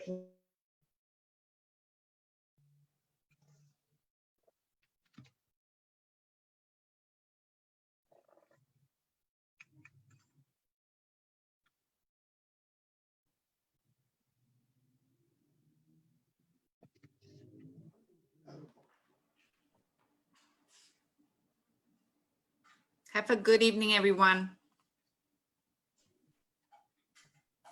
Thank you. Thank you so much. Thank Take care. you. Thank Take you. care, guys. Thanks for the Bye-bye. opportunity. Yes, Bye. indeed. Bye-bye. Bye.